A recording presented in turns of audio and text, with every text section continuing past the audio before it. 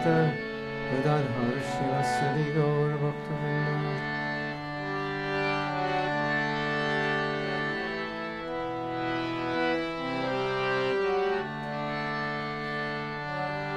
Hare Krishna, Hare Krishna, Krishna Krishna, Hare Hare, Hare Rama, Hare Rama, Rama Rama, Hare Hare, Hare Krishna, Hare Krishna, Krishna Krishna, Hare Hare, Hare Rama, Hare Rama, Rama Rama, Hare Hare, Hare Krishna, Hare Krishna, Krishna Krishna, Hare Hare, Hare Rama, Hare Rama, Rama Rama, Hare Hare, Hare Krishna, Hare Krishna, Krishna Krishna, Hare Hare, Hare Rama, Hare Rama, Rama, Hare Hare, Hare Krishna, Hare Krishna, Krishna Krishna, Hare Hare, Hare Rama, Hare Rama, Rama Rama, Hare Hare, Hare Krishna, Hare Krishna, Krishna Krishna, Hare Hare, Hare Rama, Hare Rama, Rama Rama, Hare Hare, Hare Krishna, Hare Krishna, Krishna Krishna, Hare Hare, Hare Rama, Hare Rama, Rama Rama, Hare Hare,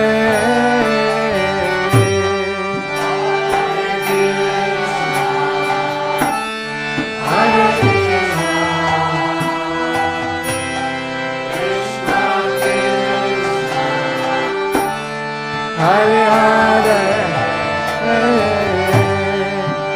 Hare Rama,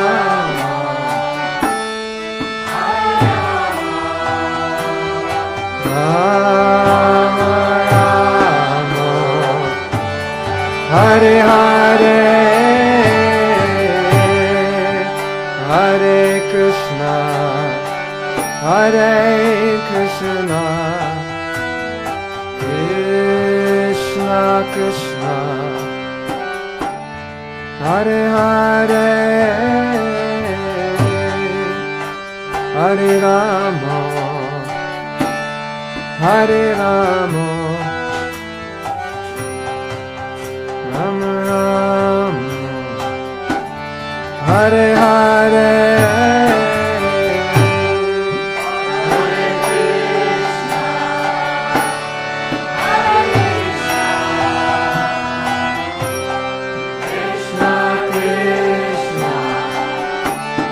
Hare Hare,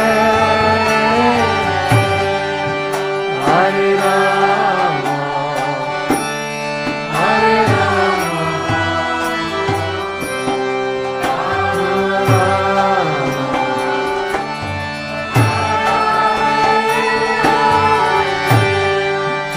Hare Krishna, Hare Krishna, Krishna Krishna, Hare Hare,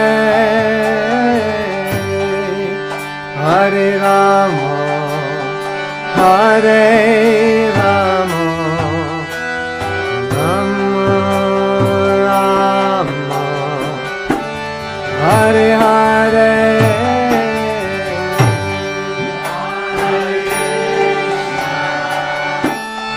Hare Krishna, Krishna Krishna, Hare Hare, Hare Rama, Hare Rama,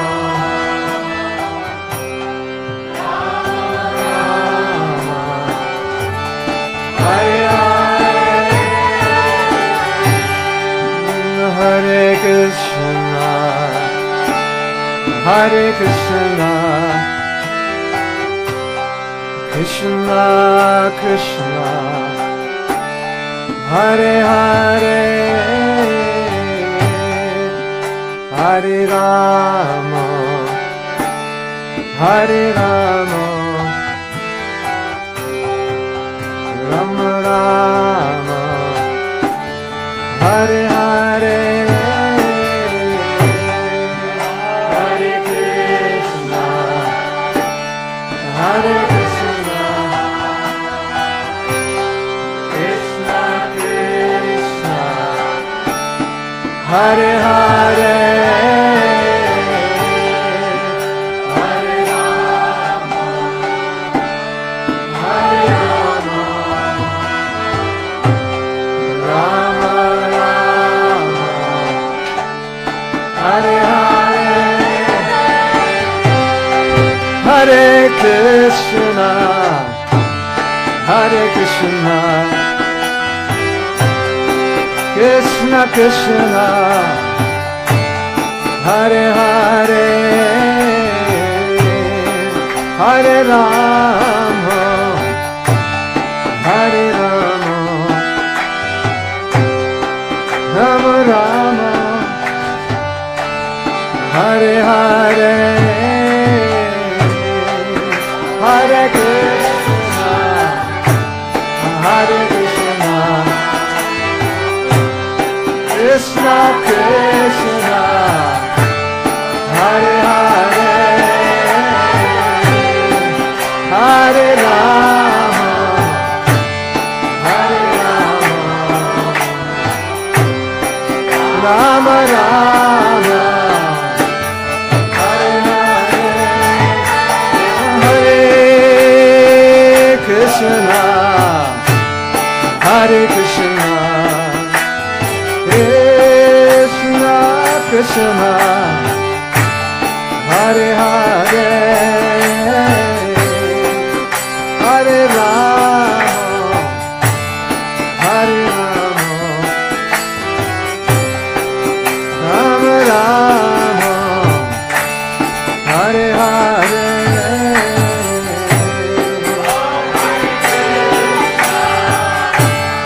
Hare Krishna, Krishna Krishna,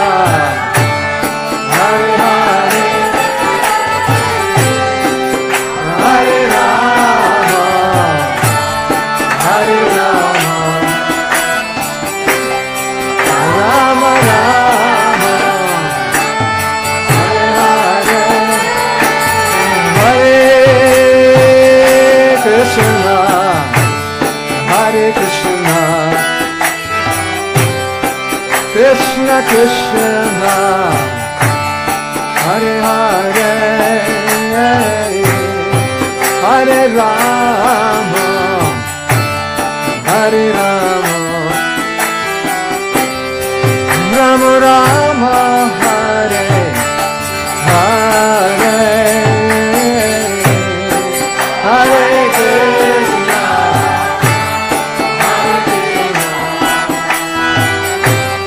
Krishna Krishna Hare Hare Hare Rama Hare Rama Rama Hare Hare Hare Krishna Hare Krishna Krishna Krishna Hare Hare Hare Rama Hare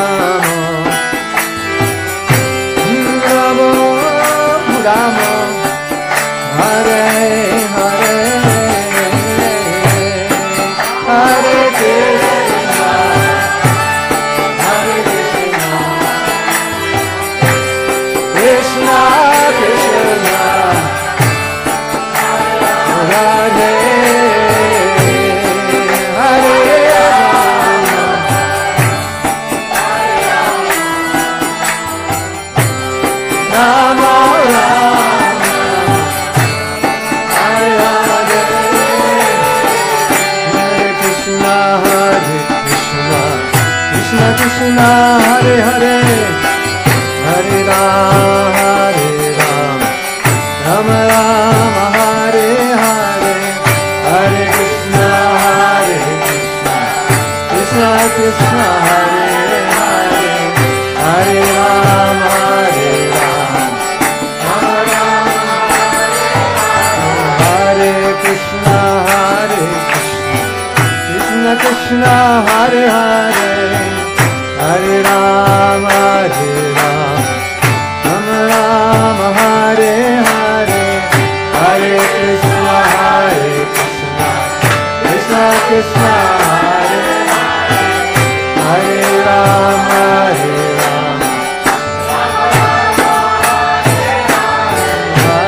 Krishna Krishna Krishna Hare Hare Hare Rama Rama Rama Hare Hare Krishna Hare Krishna Krishna Krishna Hare Hare Hare Rama Hare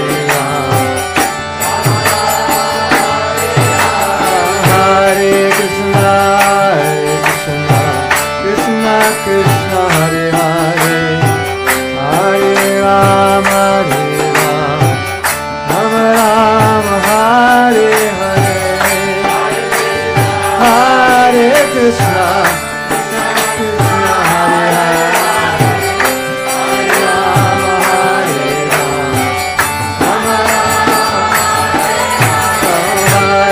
Krishna Krishna Krishna Hare Hare Hare Rama Rama Rama Hare Hare Krishna Krishna Hare Hare Hare Rama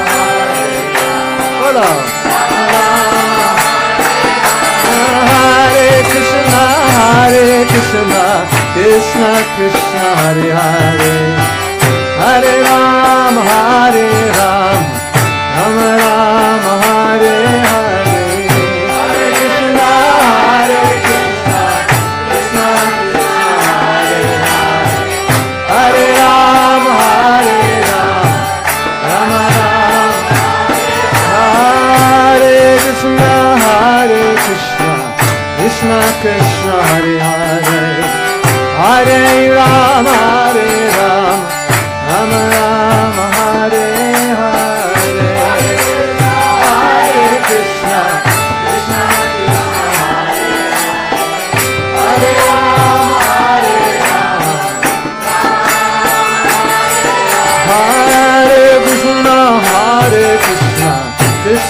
Krishna, Hare Hare, Hare Ram, Rama Rama, Hare Hare,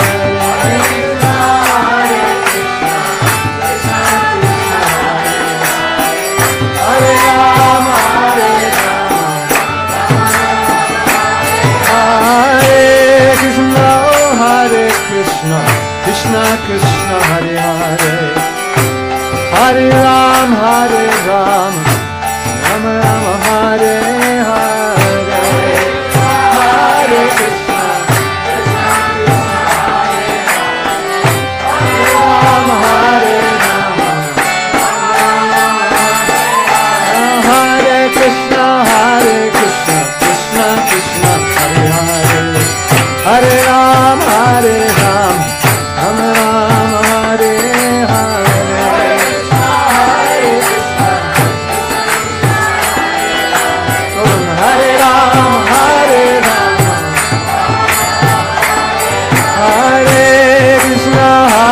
Krishna, Krishna Krishna, Hare Hare, Hare Ram, Rama Rama, Hare Hare,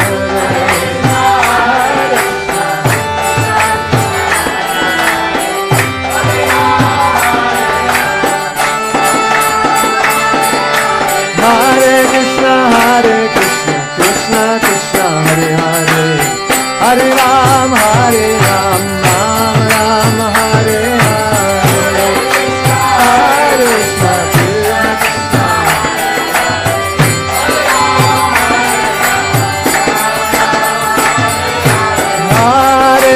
Krishna Hare Krishna, Krishna Krishna, Hare Hare, Hare Rama, Rama Rama, Hare Hare, Hare Krishna, Krishna Krishna, Hare Hare, Hare Rama, Rama Rama, Hare Krishna, Krishna Krishna, Hare Hare,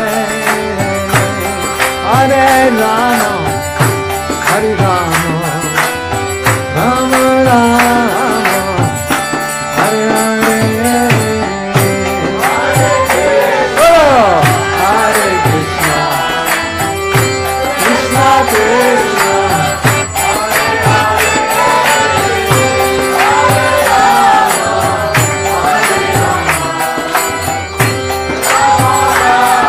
one more time, everybody. Hare Krishna, Krishna Krishna, Hare Hare, Hare Rama, Rama Rama, Hare Hare, Hare Krishna, Krishna Krishna, Hare Hare,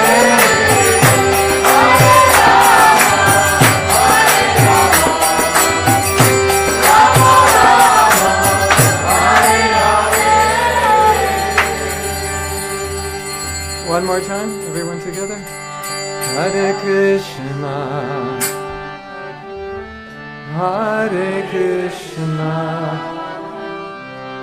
Krishna Krishna, Hare Hare, Hare Rama, Hare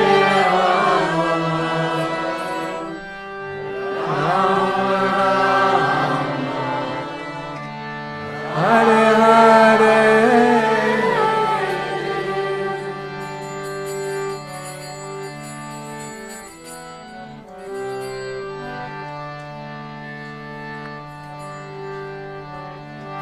Srila Prabhupada ki jai. Go Premanandi, Hare Hare. Hare Krishna. Yeah. Om Vishnu Padaya Krishna Prasthaya Bhutale Srimati Bhakti Vedanta Shamaniti Namane Namaste Saraswati Deve Gauravani Pracharini Nirvisesa Sanyavadi Prashantis. I think I will move over to be more visible. Probably we're not going to use this. Or if we are, we can.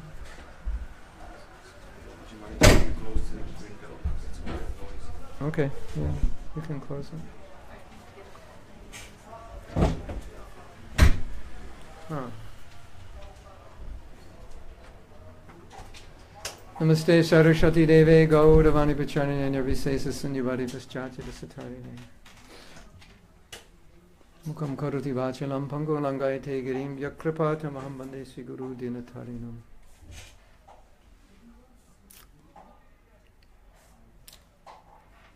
Sri Krishna Chaitanya Prabhu Nityananda Shri Advaita Gadadhar Shivasari Gaur Bhaktivinoda. Are these new chairs here? You didn't have these last year? You did? I don't remember them leaning back so much. Because I'm like falling off this seat here. Okay.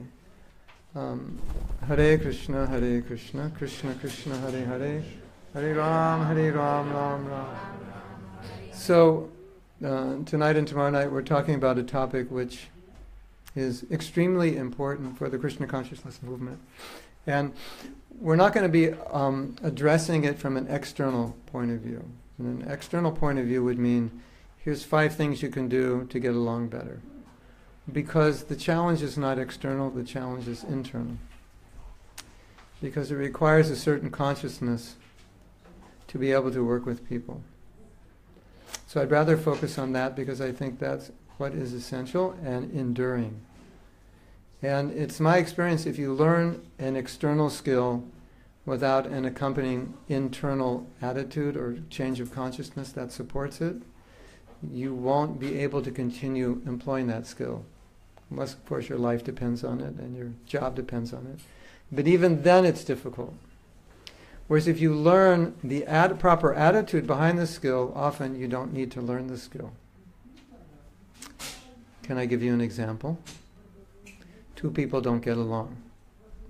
You give them communication skills. Point 1, point 2, point 3, point 4, point 5. Follow these communication skills. Does that mean that they'll be able to communicate well? Not necessarily.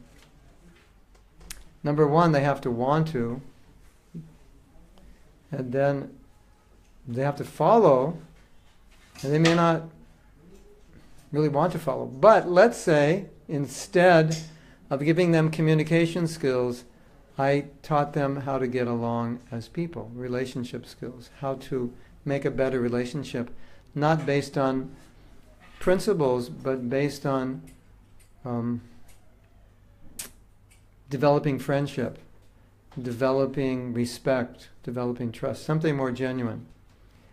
Then do you think we would have to teach them communication skills, or do you think they would naturally communicate better?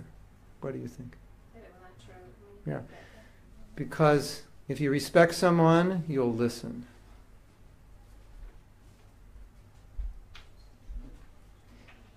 Trust is the main relationship, one of the main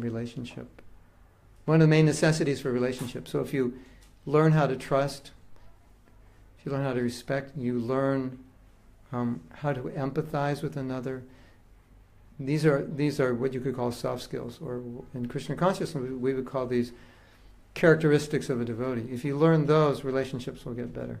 So in everything that I do, I shy away from step 1, step 2, step 3, externals, and focus on internals, because I found that you'll automatically do the externals if you have the internals. And if you have the externals and don't have the internals, the externals tend not to last long, if even last at all.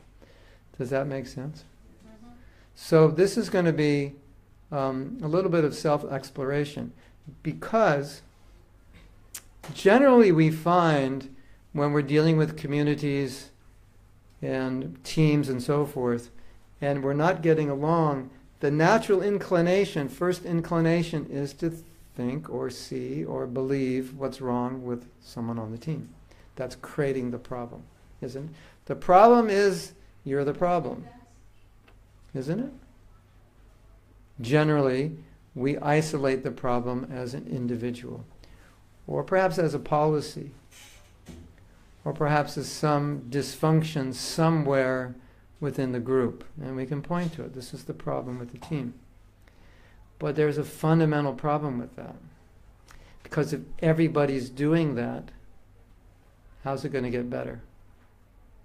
Okay, what's the problem with the temple here? What's the problem with the organization? What's the problem with the department? Well, the problem is her, because she's this. The problem is him, because he's this. You ever think like that? You don't have to answer, because I know the answer. The answer is yes, right? So, one of the most important principles, and also one of the most difficult principles, is when you're looking to improve an organization, a team, a group, a family, is to start with yourself and ask yourself, what can I do to make it better? Which, in my experience, is more rare than finding the problem with someone else. You agree? Yes. Only one person agrees? Yeah. Yeah, I think that's my experience. And at least,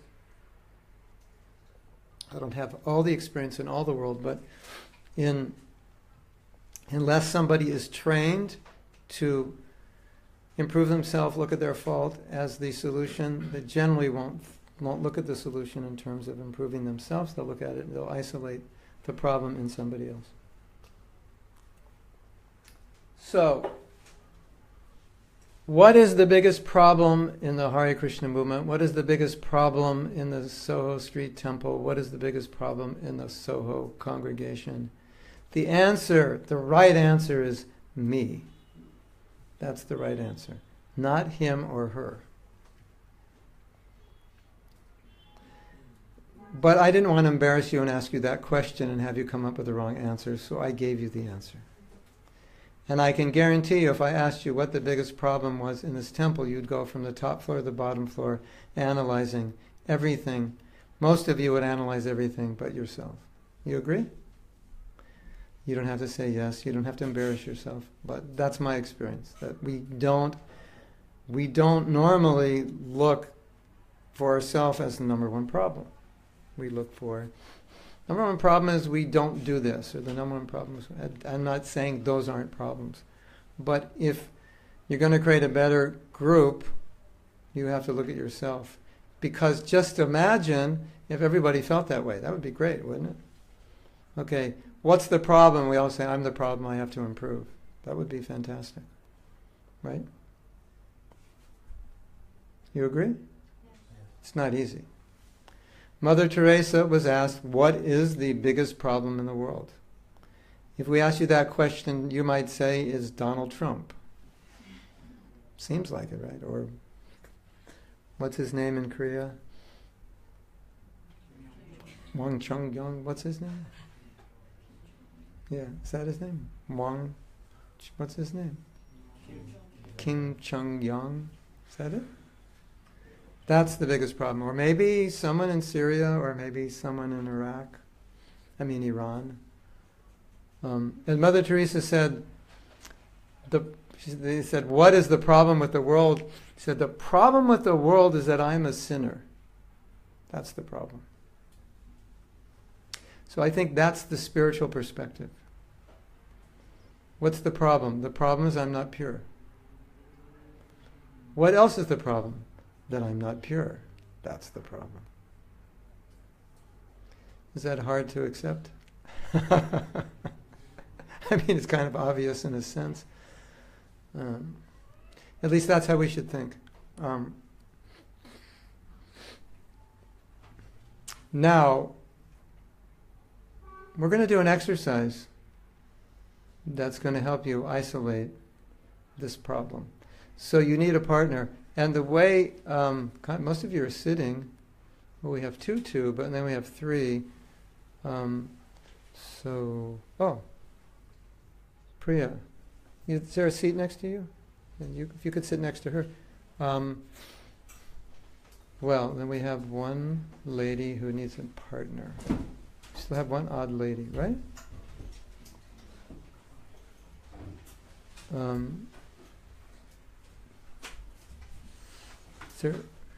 So, can you go downstairs and grab somebody? Should I?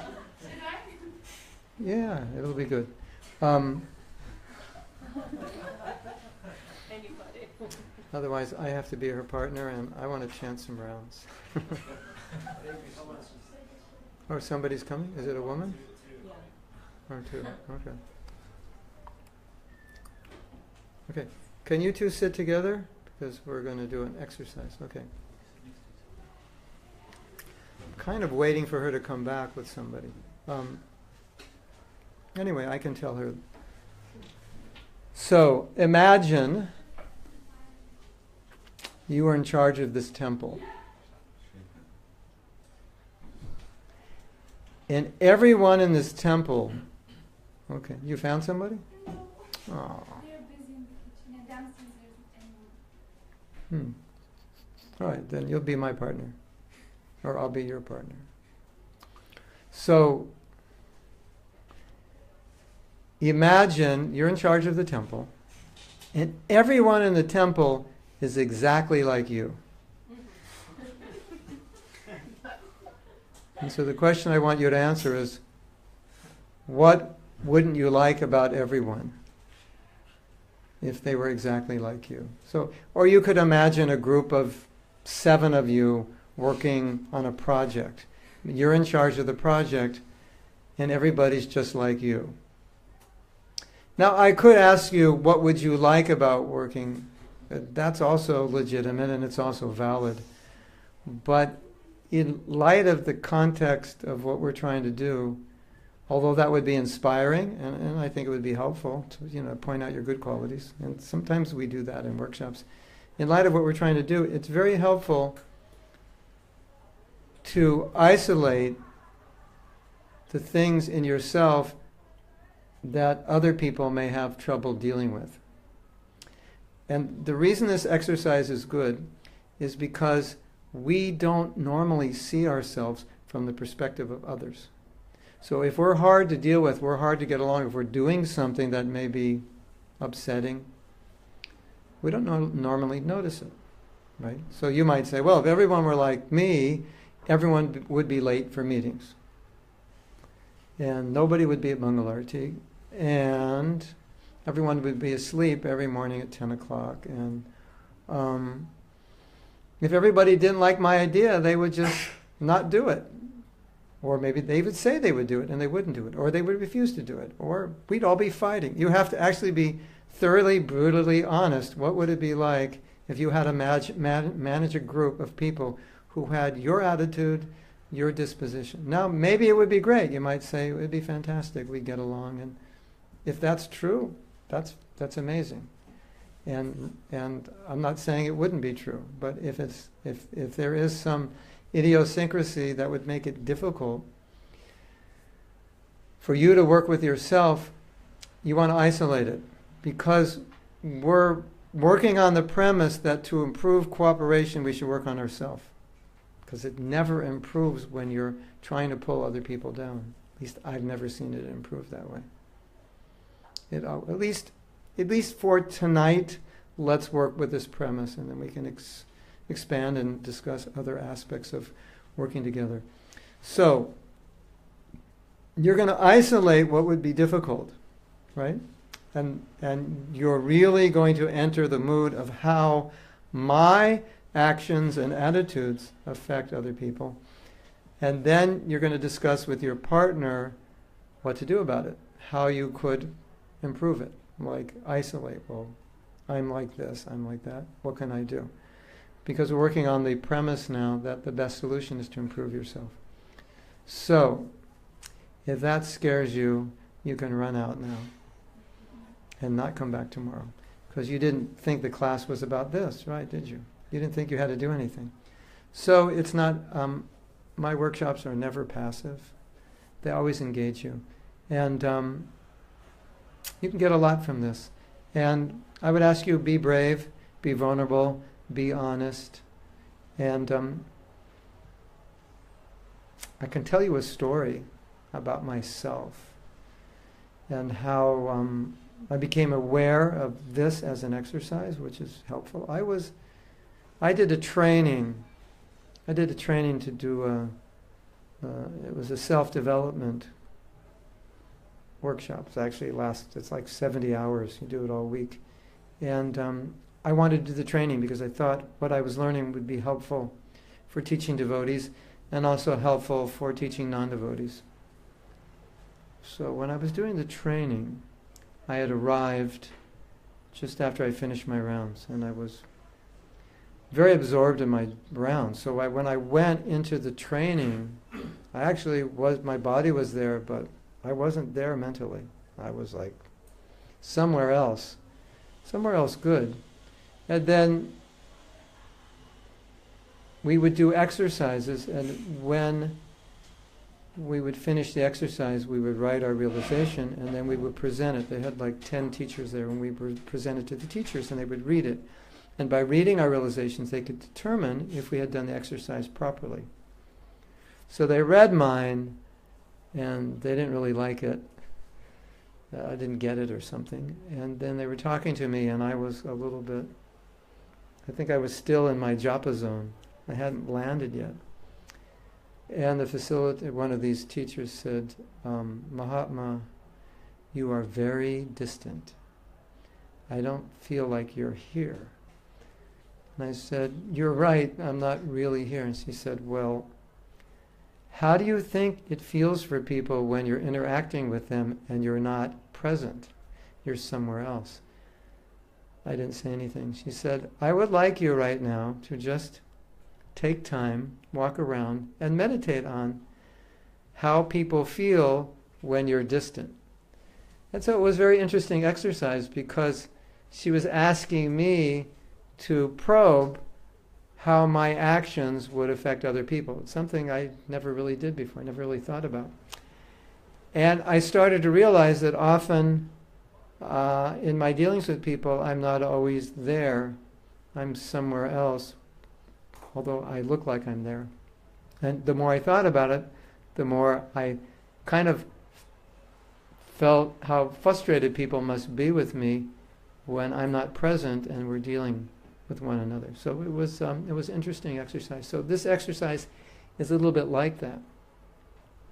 How do my idiosyncrasies or the difficulties that I may cause other people, how does that make them feel?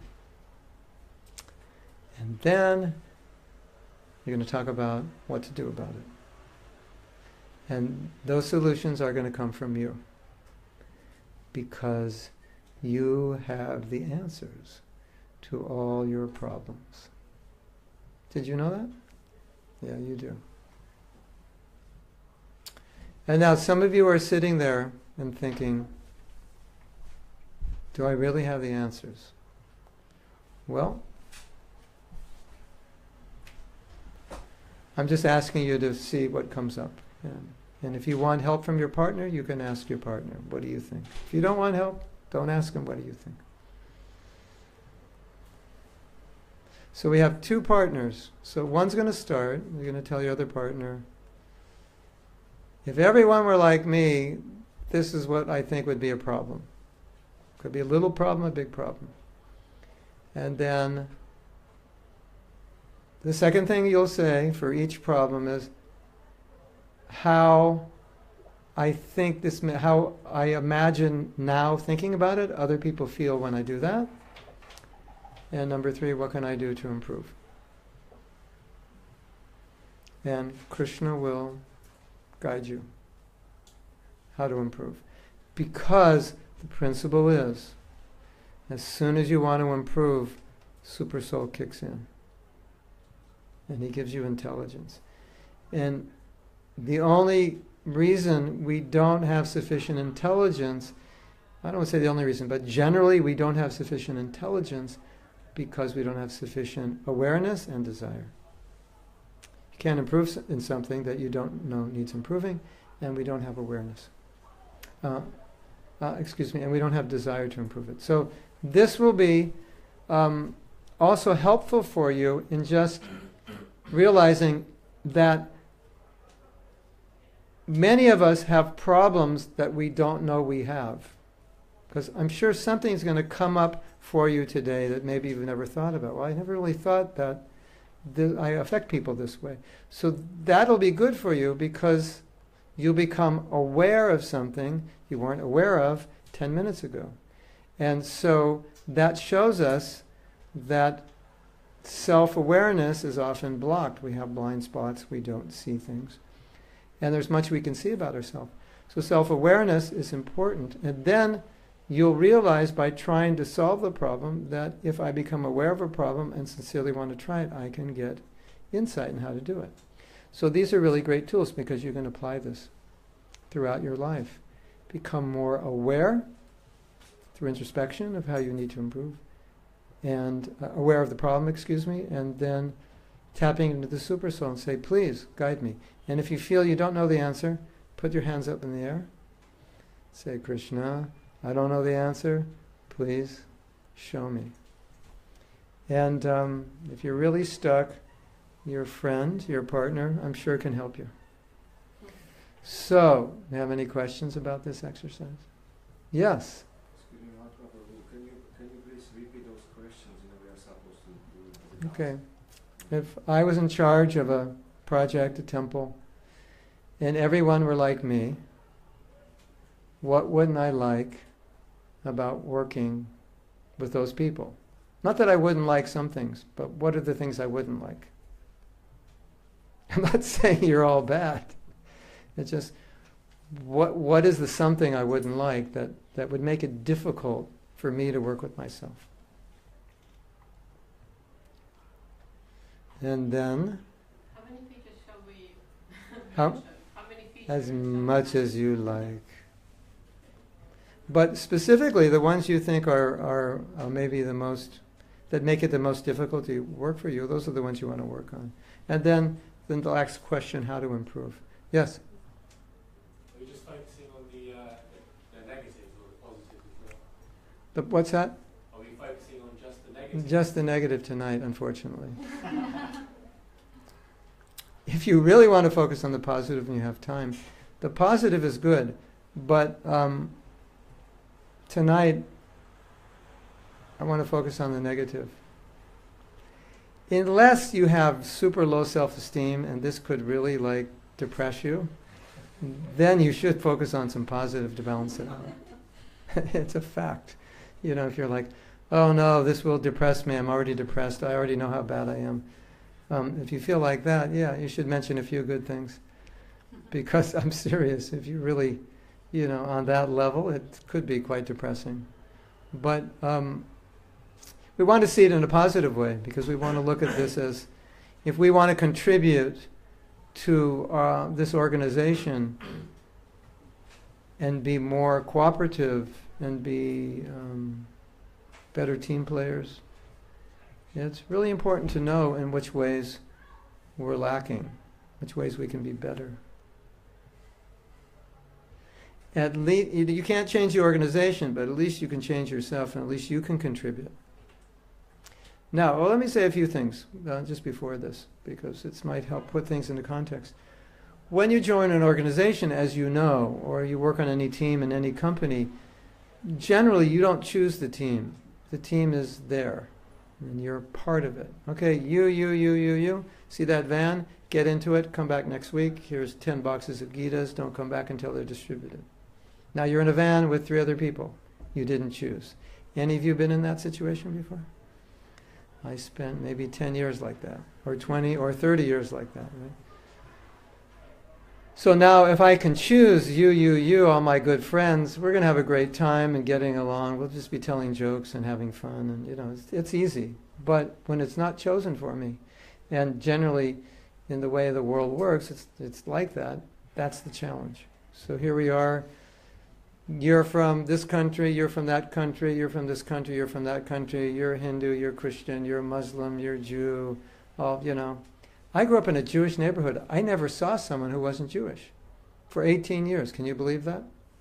The only people I saw were white, wealthy, and Jewish for 18 years. And then I joined the Hare Krishna movement. It's the first time I met crazy people. I never met a crazy person till then. Not saying devotees are crazy, but crazy people were coming to the temple. Right? But it's true. A neighborhood where as far as you look in any direction, it's all white and all Jewish. And now I'm thrown in a van with not everybody white, not everybody Jewish, and we have to get along. So that's the challenge, right? It's not a choice. We're dealing with people that do things differently than we do, who have different values, different culture, right? Yes? If you go to Latin America, maybe Italy also, but if you go to Latin America, people do not shake your hand. They hug and kiss you. That replaces the handshake. Would that put any of you like at ill ease if that was what you had to do? Probably some of you. What if you're in the van now with a devotee? He doesn't go Haribol, he hugs and kisses you. So these are the challenges we face, right? So Prabhupada said, if you fight, my mission will be destroyed.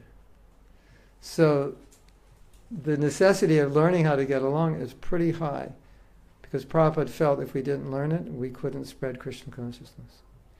And we could further say, if you don't learn it, you won't even be able to stay married if you want to be married. We have to learn these skills. And from my experience, many of us don't have them. We actually don't know how to get along with people unless they're exactly like us. Did you ever look at someone and you don't know them and you thought, I don't like that person? You don't have to raise your hand. I know the answer. I asked, but I just thought I'd ask the question just to bring it to our attention. Of course the answer is yes. Why don't you like him? I don't know, I just don't like him. He's too fat. I don't like fat people. And that guy becomes a devotee and he's in your van. And you say, oh no, he's in my van. I don't like him. I'm not going. Right? Okay, before we do the exercise, we'll talk about a few other things. It'll make it easier for you to do the exercise. You think I'm joking, right? I'm not joking. These things happen. You know they happen. We are conditioned souls. These are real events.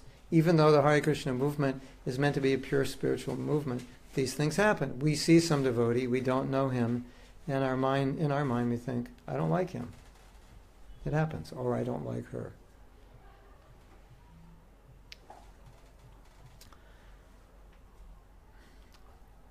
So, what is wrong with that picture? What is wrong with a picture of a Hare Krishna devotee saying, I don't like this person, whether or not they know. Even if you know them, it's just as bad. I know them, I don't like them. What's wrong with that picture? Judging the body. We're judging another devotee. Okay, what's wrong with the picture of judging another devotee? We're supposed to believe that we're not. Yes. Okay, here's the problem. We have a book called Bhagavad Gita. And then we have us. So I developed a course, it's called the 19th chapter of the Bhagavad Gita. And the 18th chapters are about what you're supposed to be, and the 19th chapter is about what you are. And generally for most of us, the 19th chapter won't match the first 18. You agree? That's the problem. That's the challenge we all face, to get the 19th chapter to align with the first 18. You understand the first 18 chapters. It's in your head. You know it. You could give a class on it. You could give a class about not being prejudiced. We're not the body, we're not black, white, we see the soul, we don't discriminate a Brahmin. We see a Brahmin, a cow, an elephant, equally. Quote the verse, everything. We can talk about it. And then there's the 19th chapter. How do we live? How do we see? How do we relate? So, let's say I knew nothing about the Hare Krishna movement, I knew nothing about this temple, I knew nothing about devotees, but I read Bhagavad Gita, and after reading Bhagavad Gita, I accepted it, and then I found out there's a society of devotees. What would I think? I would think, this must be the most amazing society, because look at the principles they live by. Yes? Okay. What happens when you come to that amazing society? You see some of those people fall short of those principles. So in theory, if we lived the principles, we wouldn't even need this class. This is like, why do we have to have a class about cooperation? Look at, devotee is kind, he's humble, he's meek, he's patient, he's tolerant, he's clean, he's friendly, he's non-envious. If we all had a few of those qualities, we'd get along fine, right? Do we have problems getting along? Yes or yes? Why do we have problems getting along? Because we are humans, beings trying to become Krishna conscious, and we're living in the age of quarrel. And as we all know, things bother us, we're not always tolerant, we complain, it's difficult getting along. And we don't always like the way people do things. Now, does that make sense? So you see the challenge to get the 18th chapter to align with the 19th chapter to align with the first 18. That's the challenge. That's why we're here today. That's really what we're looking at. We have a lifestyle and we have a philosophy. They're supposed to be the same. Yes? You know, Prabhupada established a farm community in America. Well, he didn't establish it, the devotees did, and he called it Gita Nagari. And he said, this is meant to be a community where the Gita is lived. And Prabhupada said, in the city we're preaching, but we need to show how to live the philosophy. We need an example. So he wanted us to be exemplary. And then one time we went to India in 1975, and the devotees didn't have service, it was a festival. So they asked Prabhupada, they said, Prabhupada, what should we do here? And Prabhupada said, they said, what's our service? He said, your service is to behave perfectly. And he said, people will look at you and they'll say, your spiritual master must be amazing because you are amazing. So he said, they'll see your behavior and that will glorify me. Interesting. So, if you want to glorify Prabhupada, the best way to glorify him is be an example in your life of what he teaches. There's no better way to glorify Prabhupada than to be an example of what he teaches. You agree? That's it, you know. Jai Srila Prabhupada! No. I mean, yeah, that's good. But the real Jai Srila Prabhupada is you're exemplifying his teachings. You know, sometimes we're in situations, I just can't get along with this devotee, I can't cooperate, you know, and we're like at loggerheads and we don't want to compromise, and or we have an issue with resentment, we don't want to give it up. That happens, right? But that's not exemplifying what Prabhupada wants us to be. So the idea of this exercise is to isolate where we may be out of alignment from what Krishna conscious person should be and what we can do to improve it. Now, as I said, this exercise won't be fun for you unless you're in the mood of doing that. Because it's, you know, it requires some shifting internally. But Excuse me, what was the exercise again? Can you repeat? He's going to tell you. The one in front of you will tell you. Yeah, because After I finish, he'll explain it. I didn't get the second question. How to improve. it was like seven thought of it's the myself. Yeah. And I can't see myself. Yeah, what don't you like about working with people like yourself? And then that problem, how would you improve it? Thank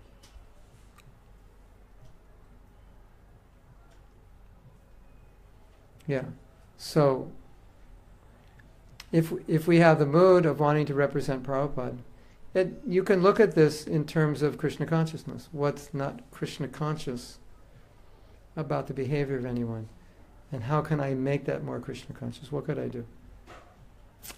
Now, if after doing that you say, I can't find anything wrong with all those people, I just don't see anything wrong.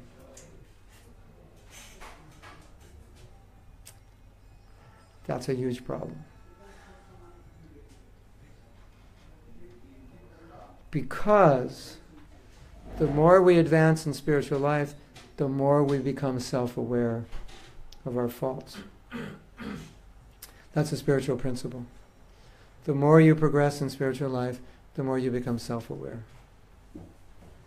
I don't imagine any of you that will happen, but it could.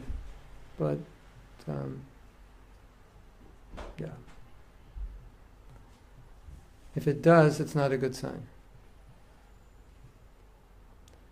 Now, in Mayapur, in the fall, I believe, or the winter, I did a course in self-deception. The basic premise of that course is that the nature of the ego is it doesn't like seeing what's wrong with us, because we like to feel special. We like to feel intelligent and so forth. And that's okay. But when it comes to introspection, then it becomes a problem, because if you have a problem and you don't see it, then you can't deal with it. If you can't deal with it, you can't solve it. So this is it's kind of an exercise in being a little honest about where I need to improve. And just think, you might discover many things that you can improve, and that will be fantastic. And what I would suggest, that what we're doing, it's what I'm trying to do, maybe you can understand, but what I'm trying to do is see if we can adopt this kind of mentality where we're looking more about improving ourselves than what's wrong with another person, because that's where all the friction comes in organizations, when we're too focused on the problems of others and not focused enough on improving ourselves. You agree? Have you seen that? Yeah. Now I want to tell you one last thing which is really interesting. In research about groups, the prime qualification they've found to be a high-functioning group member is sensitivity to the other group members' feelings. Isn't that interesting? In other words, if we were going to choose a group and we wanted to get a highly functioning group, the main criterion for us to understand which of you in the group would function well is your ability to be sympathetic and empathetic to the others. So if we did a test, who's the most empathetic, and we took the 7 most empathetic people, that would be the best team. And if we took the 7 most least empathetic people, that team would have the most difficulty. Does that make sense? I can explain this because I've seen it. I saw it for many years before I read it, and it only gelled, what I was seeing gelled with the research. I've been temple president several times. 4 times actually. And I've been in temples where I wasn't the temple president, where people were complaining about the temple president, what he was doing. And I wasn't complaining because I'd been temple president, and I could empathize with him because I knew why he was making those tough decisions that other people didn't like. So then when I read that research, I could understand that's why I wasn't upset, because I could empathize because I'd been in that position.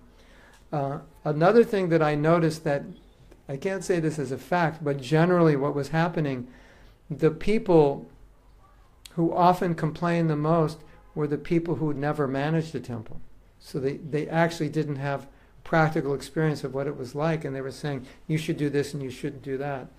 And I, having run a temple, knew that's going to be difficult for him, and they don't understand it, and if they understood more, they wouldn't say that. And they would probably be okay with what he was doing if they were a little more sensitive.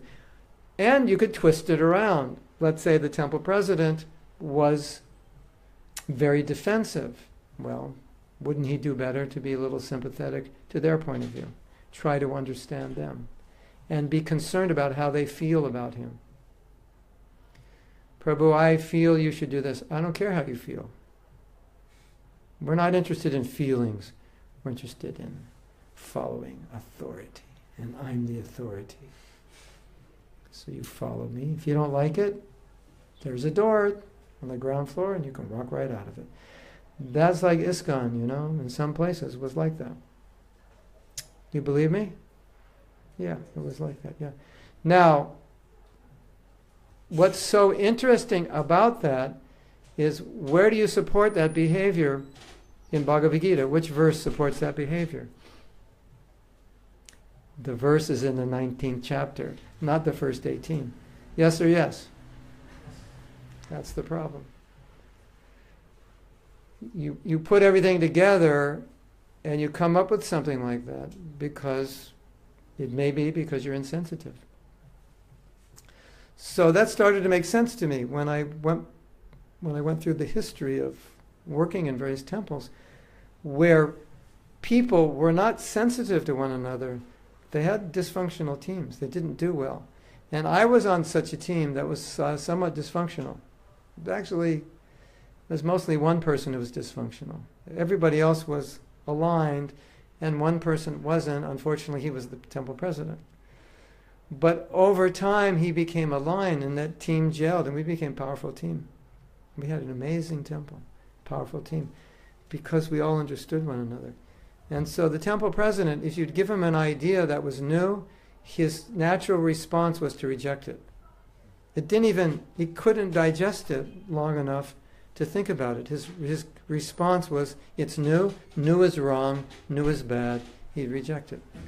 So we started to understand that. So we was to say, okay, all right, we won't do that. And the next day he would call up.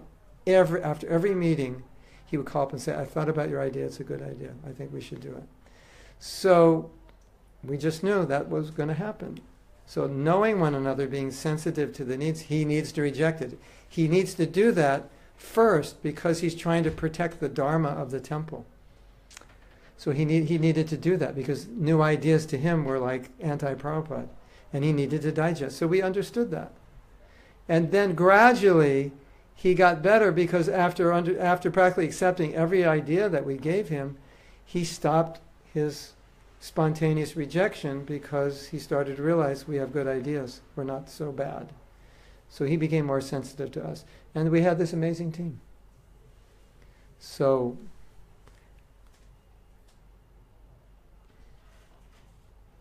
something to consider.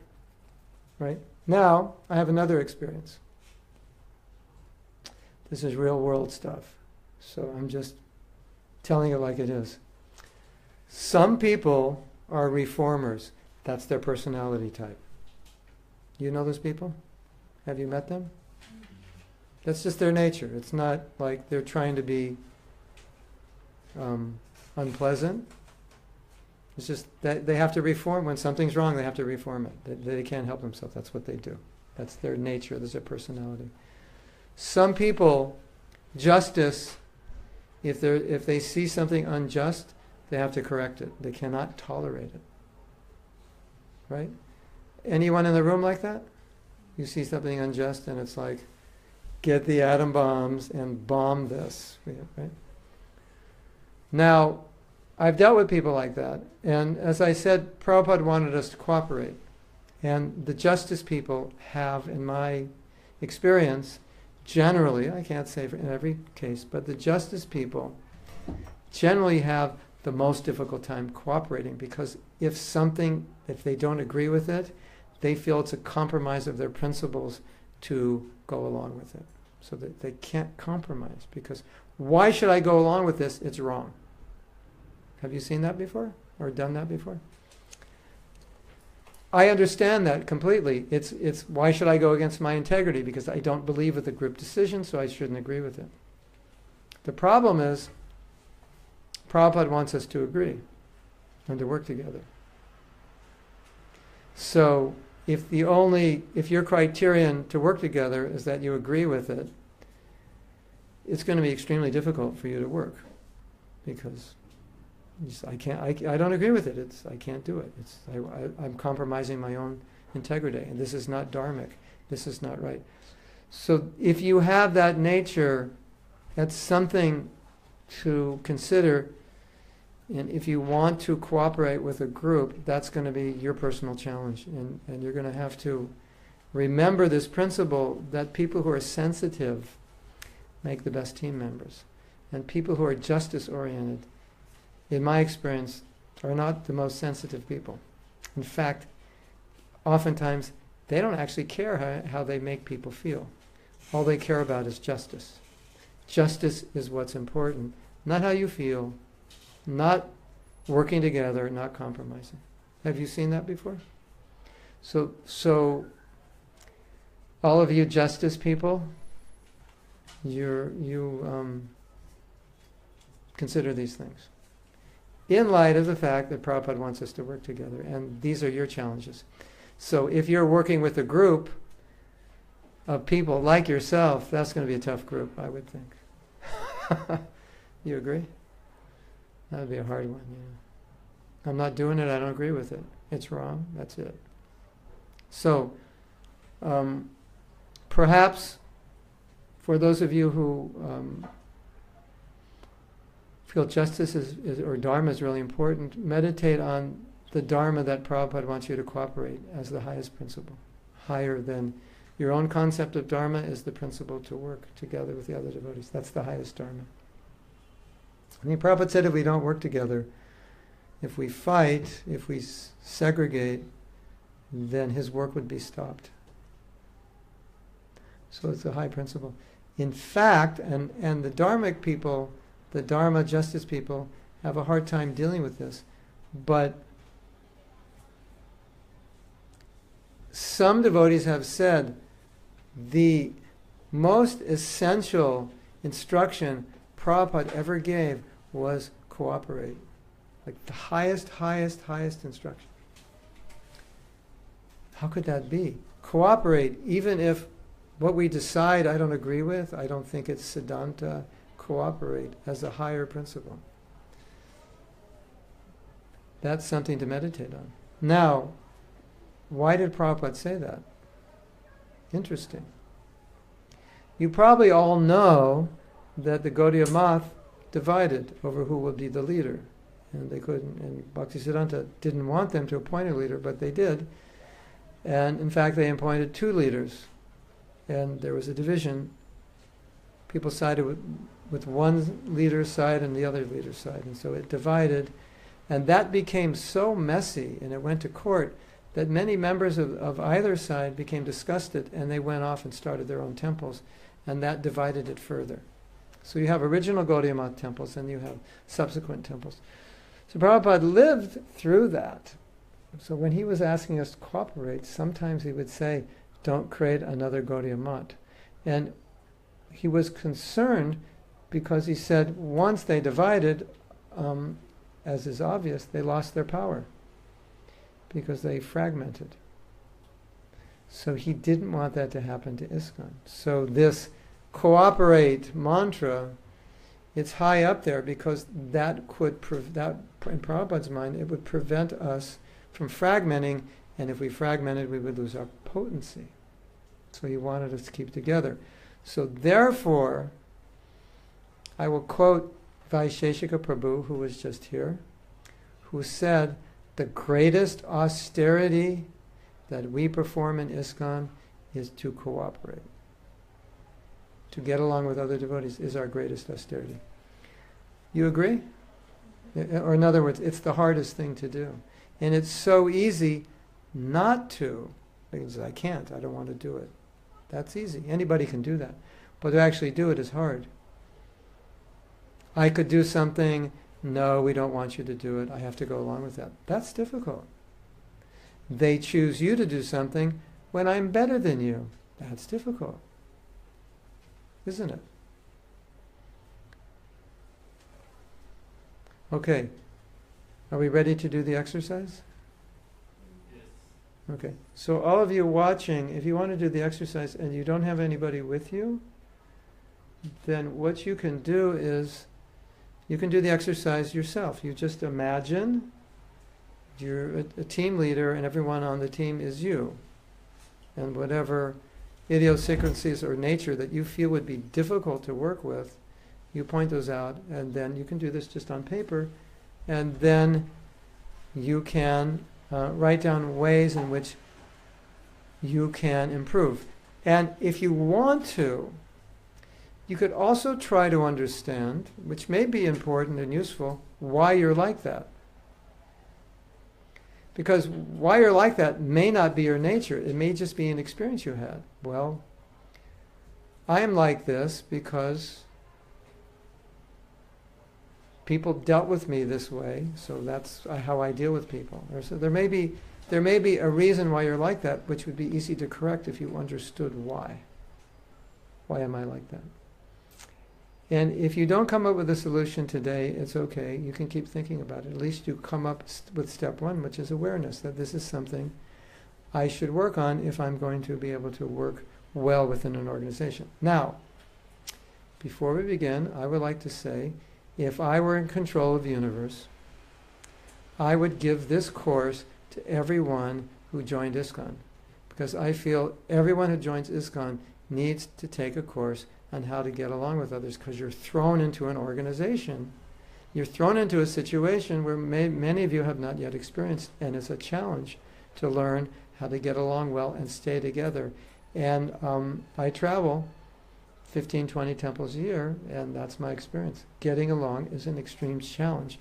And it requires work. We really have to work on it. It doesn't always just happen. Some places it happens, but it always doesn't just happen. So it needs work, and I think it would be fantastic if everyone who became part of Iskcon did this kind of work, because I think this would help our movement. So that's why we're doing it. Are we ready? Yes. Yes. Are we enthusiastic? Yes. Are we ready to run out of the room? Yes. I hope not. Okay. So, one of the rules of this exercise and all the exercises we do is whatever your partner tells you, don't tell anybody else. It's confidential. And if they want to share with other devotees, they're free to share. But don't share what they reveal to you, because they may reveal some things about themselves which are private and personal, and they don't want anyone else to know. So when you're listening, that's it. You're just going to listen as a service. If they want your advice, they'll ask. If they don't say anything, just listen. And be silent about it. Very important. Now, when you want to improve yourself, if you have someone to talk about it, it's very helpful.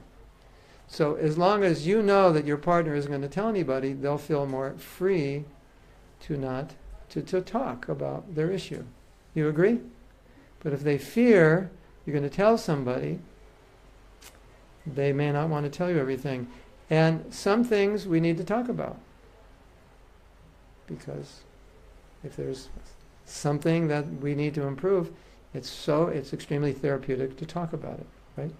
So I just have to define to you what confidence means, because we're creating confidence here.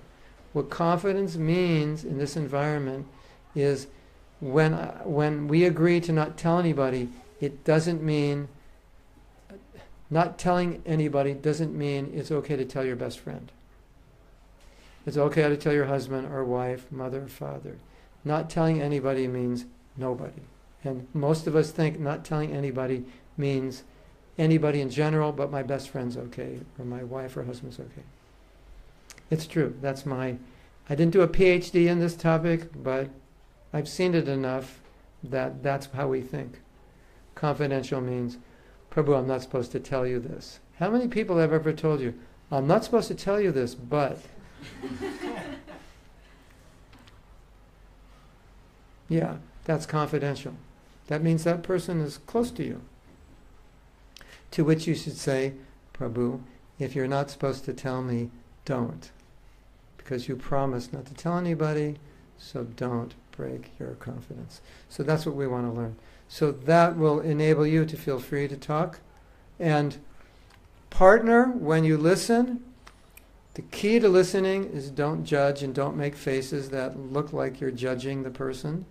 Because if let's say I told you, well, this is what I wouldn't like about working with me. I would like to strangle everybody. I hate, if people don't agree with me, I just feel like picking them up and throwing them out the window. And you're listening to that and you're going, oh my God, this person is horrible. And you're showing that in your posture and your face.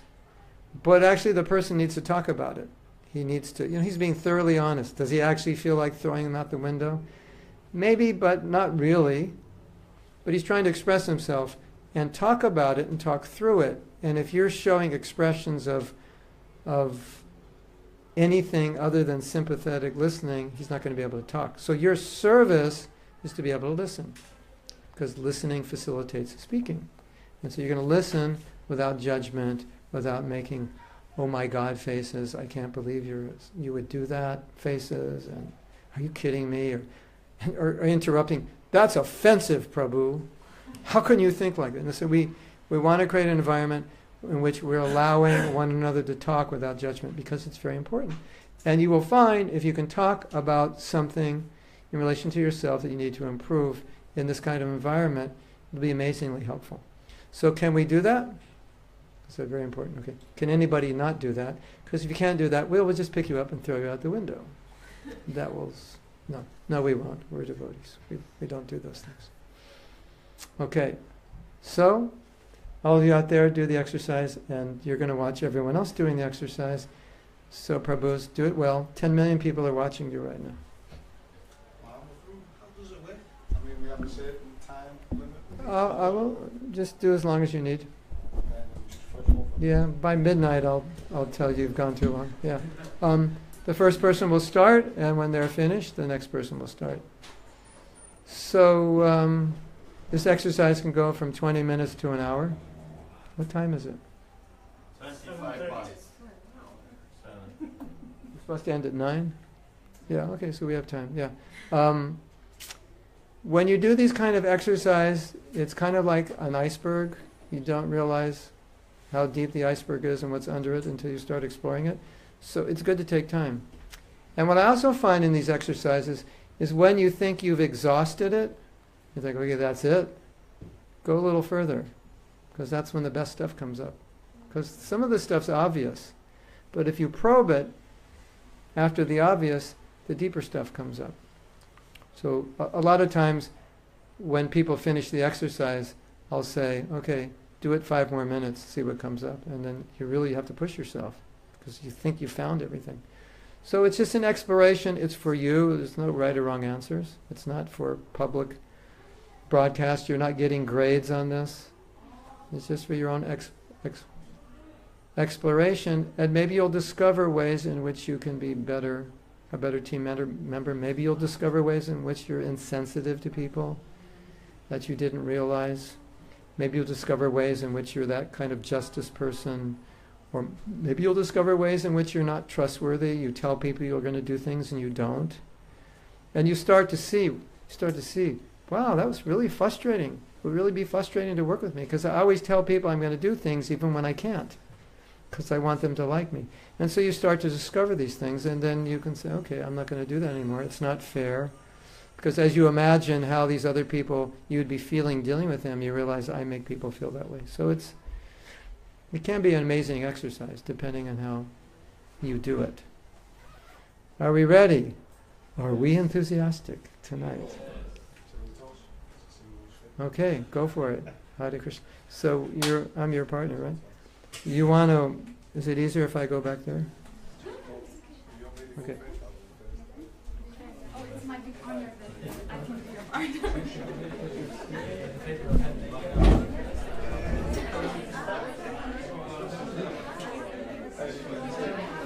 Now it's a private seat. Private seat.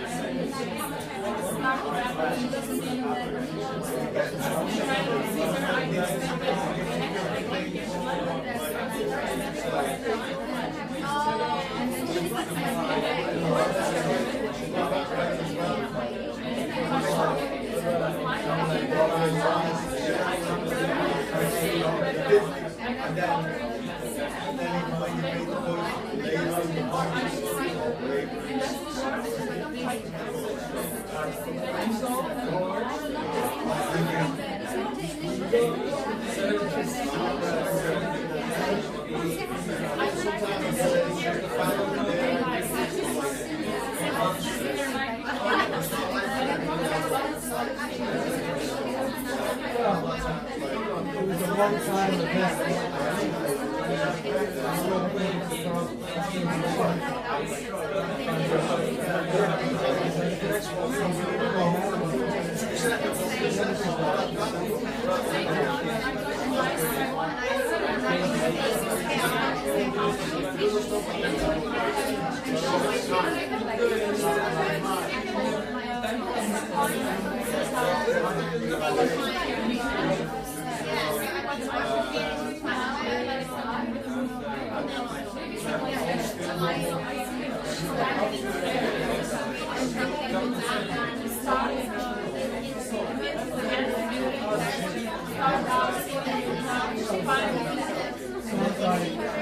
And the reality of the project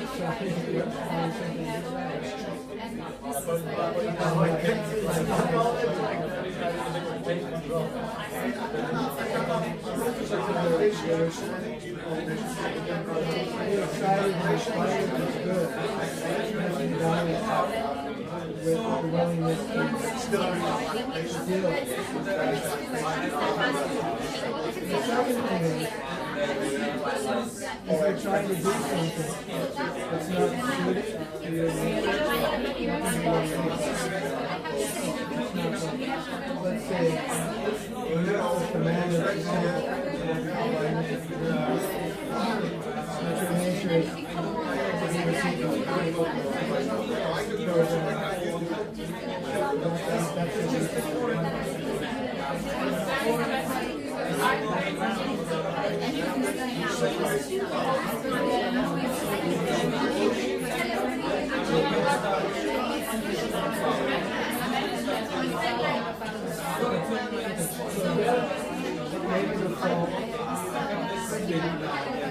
instead of the fault of we're not aware of the nature and not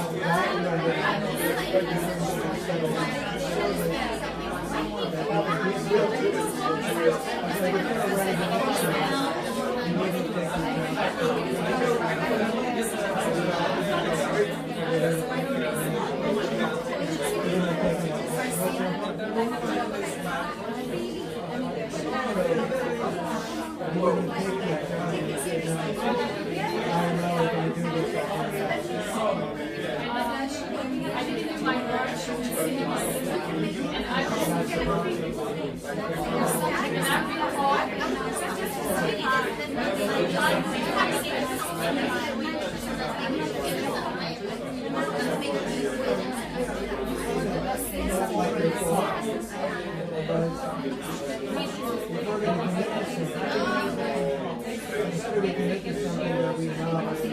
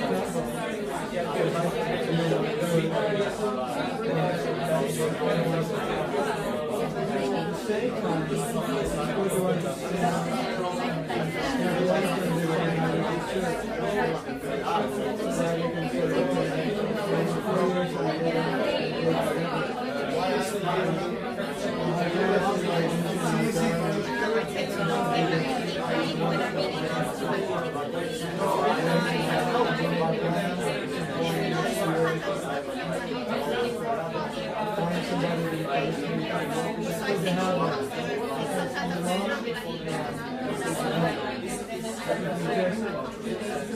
do whatever.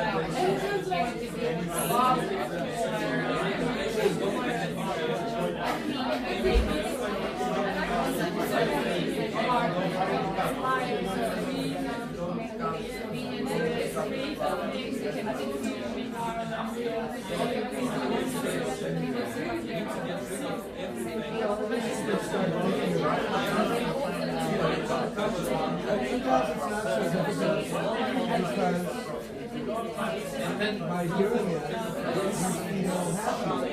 You don't feel like I can do this every day. Obviously, there's no way to figure it out again. So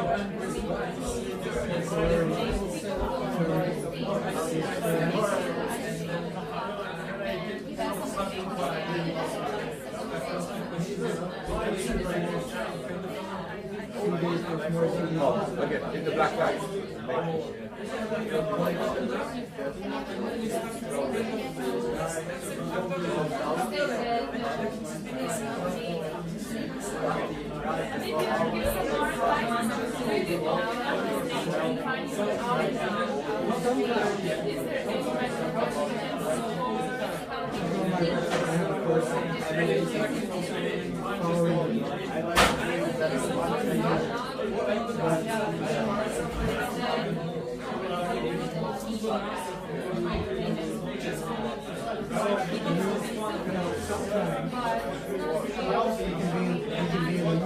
Try different things. But I find it connects with my service. By doing different things. You're not committed. You're committed. It's really exciting.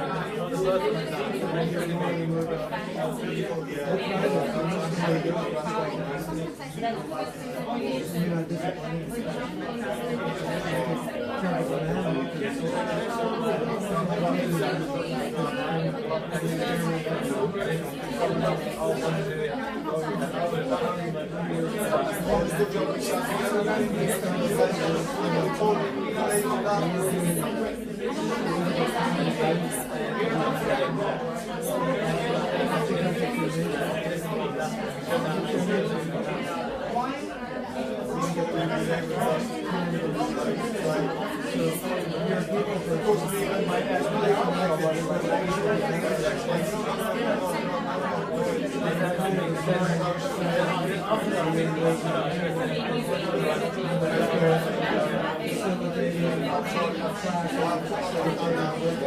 Organizing workshops next week.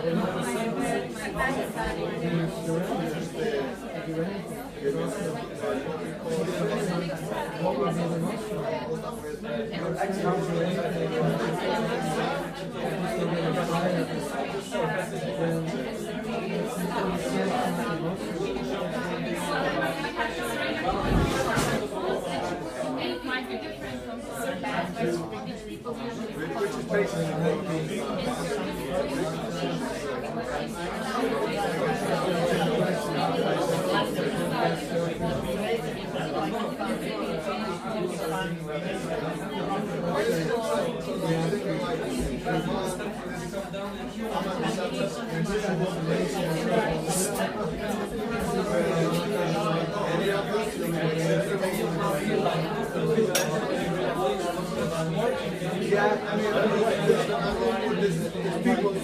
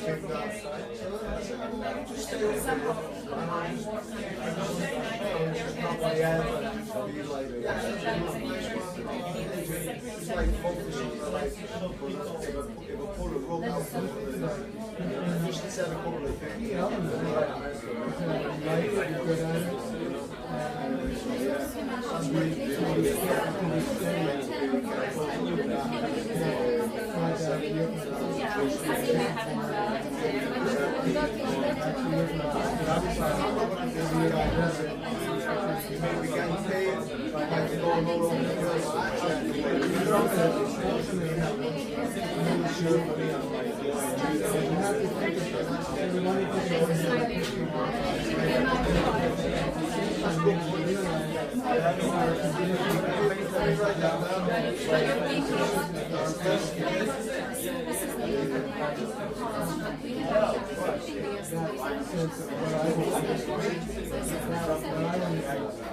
my gateway to practice.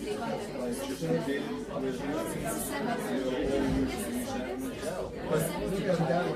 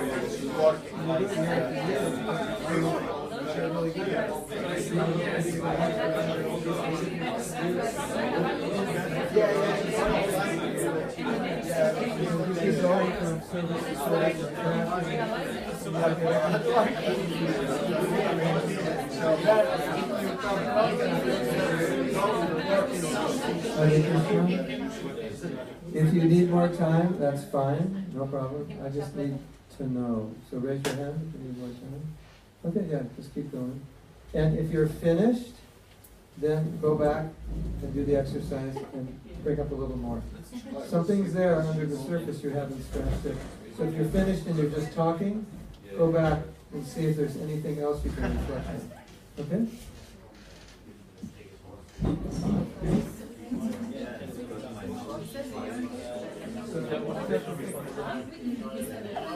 What we're talking about now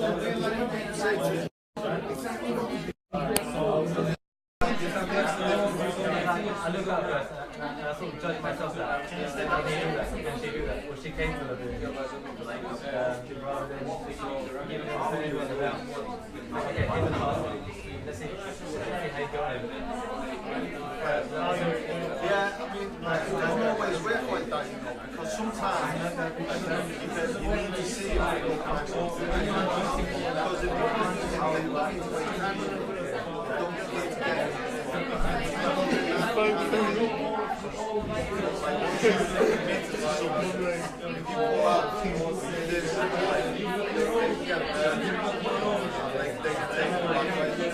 think sometimes it's like, to me, judgmental means like, connotation statements with things on the top of that.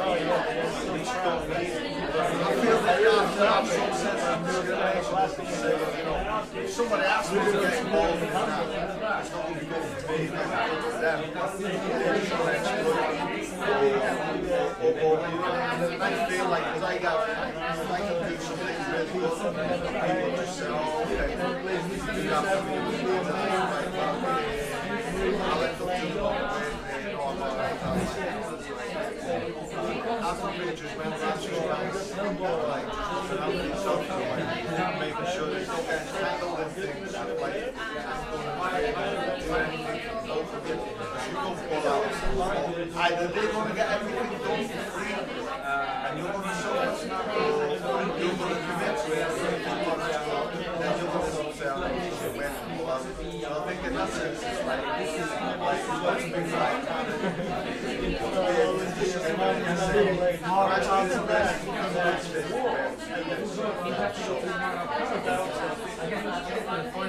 it's a fine line, yeah, it is a fine line, yeah, it is a fine line. What I feel judgmental means is that, like, you're not willing to help. Discriminate, you're not willing to help. That's the difference, because for me, I feel, okay, you're doing that, you're not really that good at it.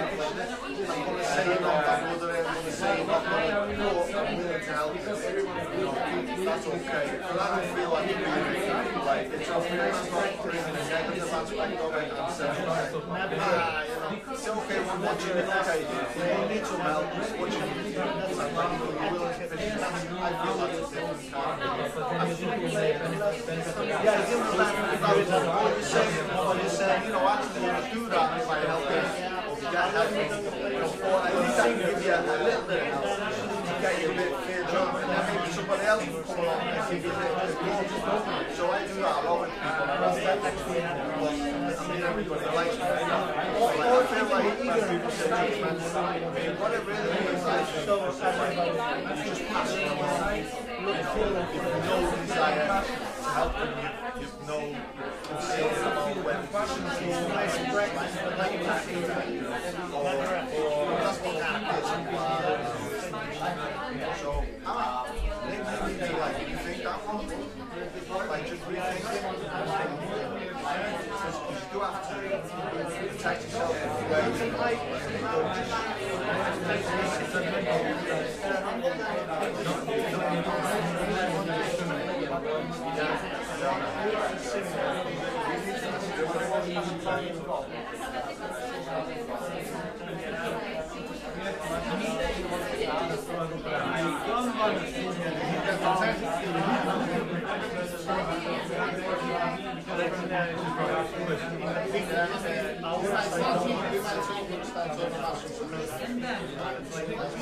like there's some structures come into my head.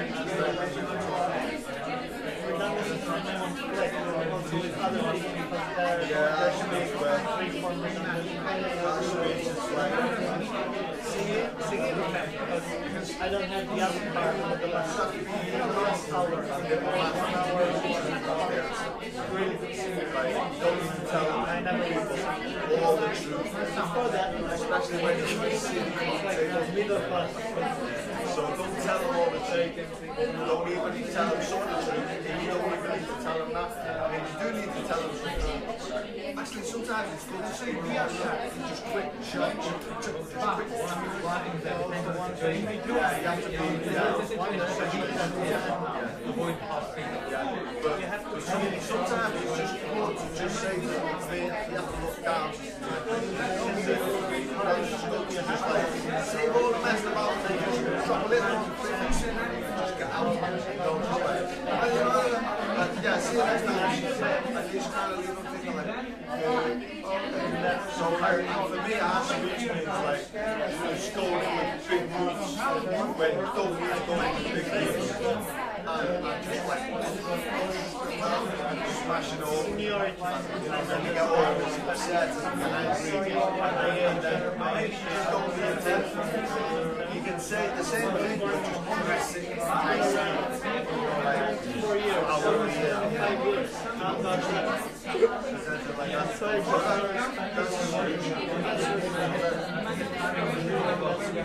Oh yeah, Thailand, yeah.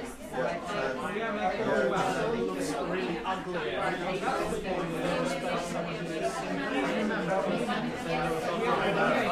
don't know how to say.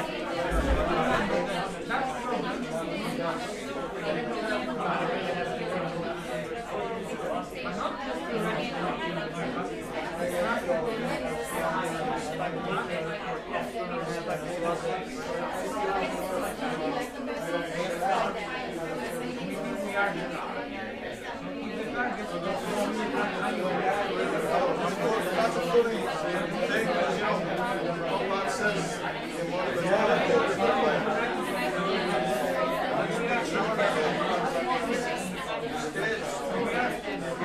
why do you like it? Because how you concentrate on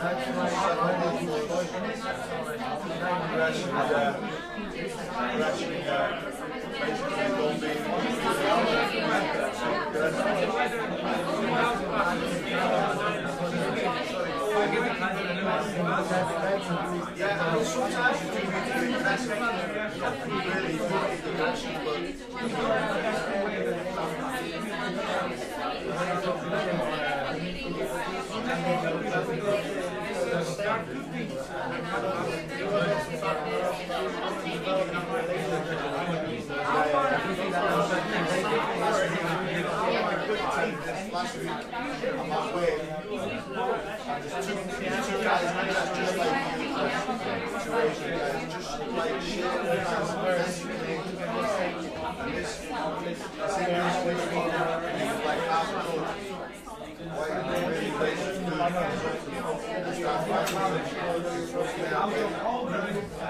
reason. I mean, I got there, the guy was over fighting, I'm like, there's two of these young guys, just watching the family and two of them,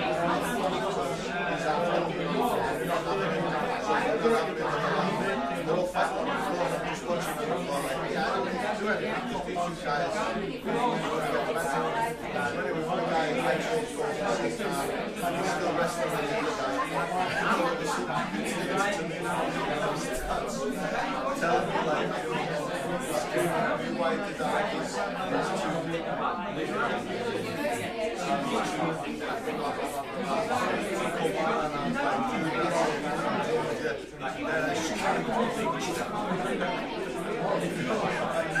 And he got off.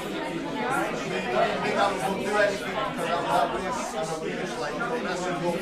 That's enough. Yeah, like, I thought like, no, you've got enough. And he's saying to me like, why do I let you get back in? No, that's it. So I just went and punched him. And as soon as I punched him, I couldn't even get the second punch. He was running in the road. And then somebody else told me I had nothing to do with it and chased me. So that was a good time for aggression, you know. So like, time, place and circumstance. In general, man, I'm really upset with because it reminded me, I shared this with you, it reminded me when I was a kid,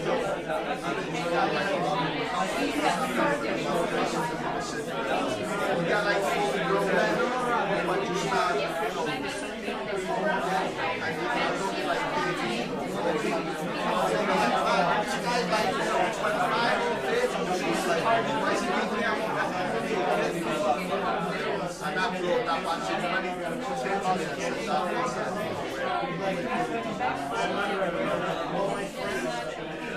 said stop saying anyway, just to break it. And I hit him. I took his mind.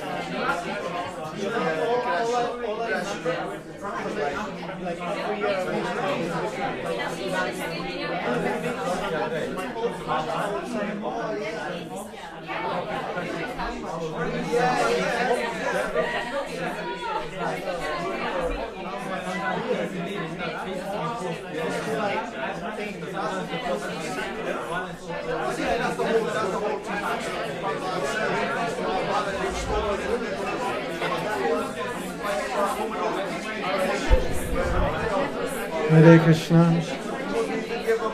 Hare Krishna. Does anyone need more time? Or maybe we've gone too long. Raise your hand if you need more time. We're just trying to check in. Call on.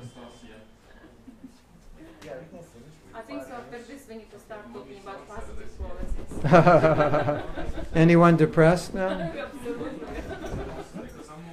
Okay, maybe we'll stop, but you can, why don't you continue after we finish? What I'd like to do is two things now. Ask you to share any realizations you've got, and then also you can ask questions. And we can take questions and sharing at the same time. So let's go from there. So anyone have a question or want to share? Yes, you had a question. So I have a question. When you spoke about justice-orientated devotees, Yes. or could you not be justice-orientated but also be sensitive, as in have a balance in terms of... Yes, yes, a good point. Wanting to be justice, wanting to see justice done, but not Yes. wanting to break the relationship. Yes, yes. So wanting to stay sensitive. Yes. Very good point. Although that's less common. Justice-oriented, sensitive people are less common, at least in my experience. But the point is that anything has a healthy and an unhealthy aspect to it. Like anger can have a healthy aspect. So, it's a very, very good point. And I think what you're saying is, this is my understanding, this is what I see as right and wrong, but I'm sensitive to how other people see it. And I don't want to disturb the balance of the group by enforcing my opinion over others. This is research.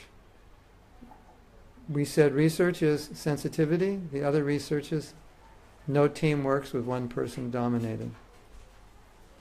So,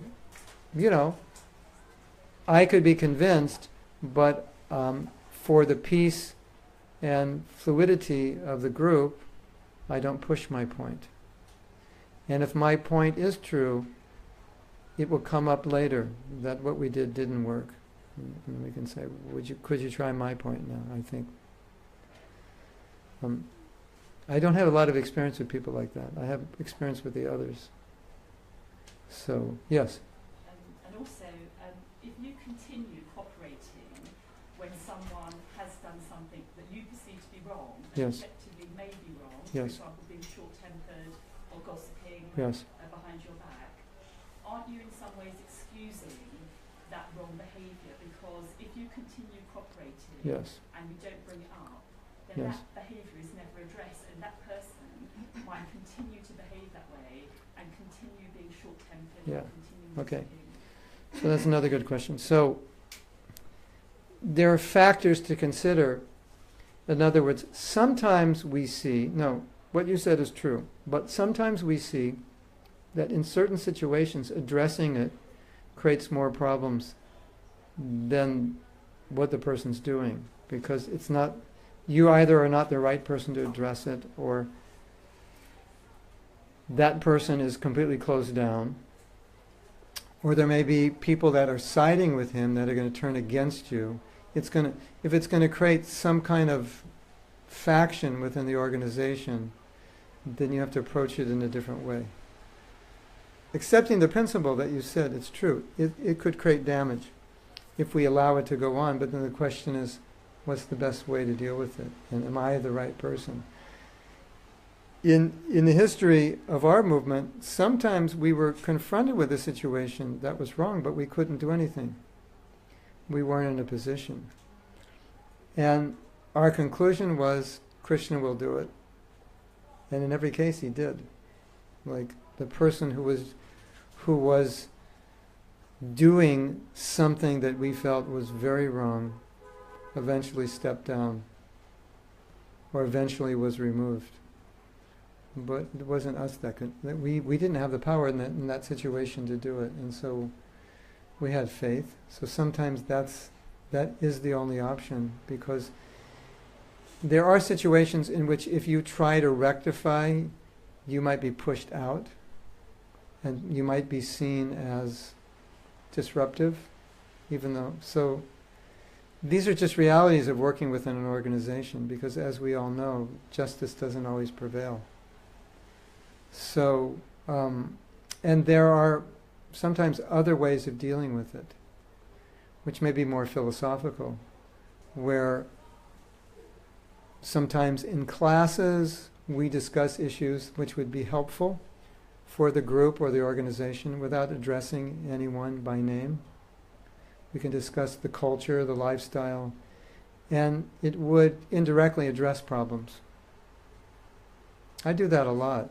Like I'll speak about a general topic, but in my mind it's very specific, but I don't mention the specifics because it wouldn't be proper. But I might say, I've seen situations like this, or there are situations in which this happens because we misunderstand something and we should deal with it this way. So sometimes it works that way. And these are sensitive issues because you're dealing with two things. You're dealing with, you don't want to perpetuate something that's wrong, and you don't want other people to suffer because of it. And you want to keep some balance within the organization, because then you don't want to disrupt the organization. There was a situation, I don't know if this exactly answers your question, but there was a situation in which a temple leader of one of the biggest temples in the world was not following the principles in a very bad way.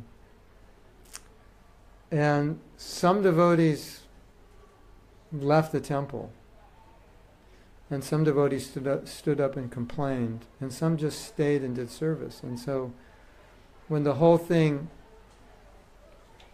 finally resolved itself and the truth came out, the devotees asked Prabhupada, what should we have done? Because some devotees just stayed and kept quiet. Some devotees protested and some left.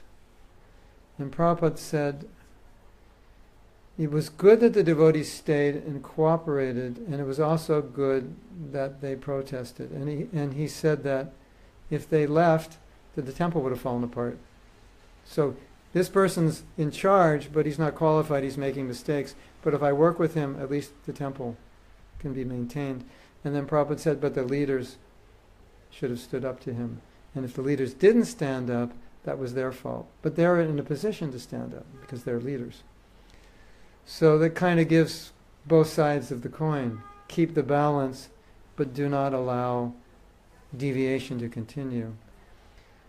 But the reason I gave the first answer is sometimes devotees have stood up to deviation, and they were actually pushed out.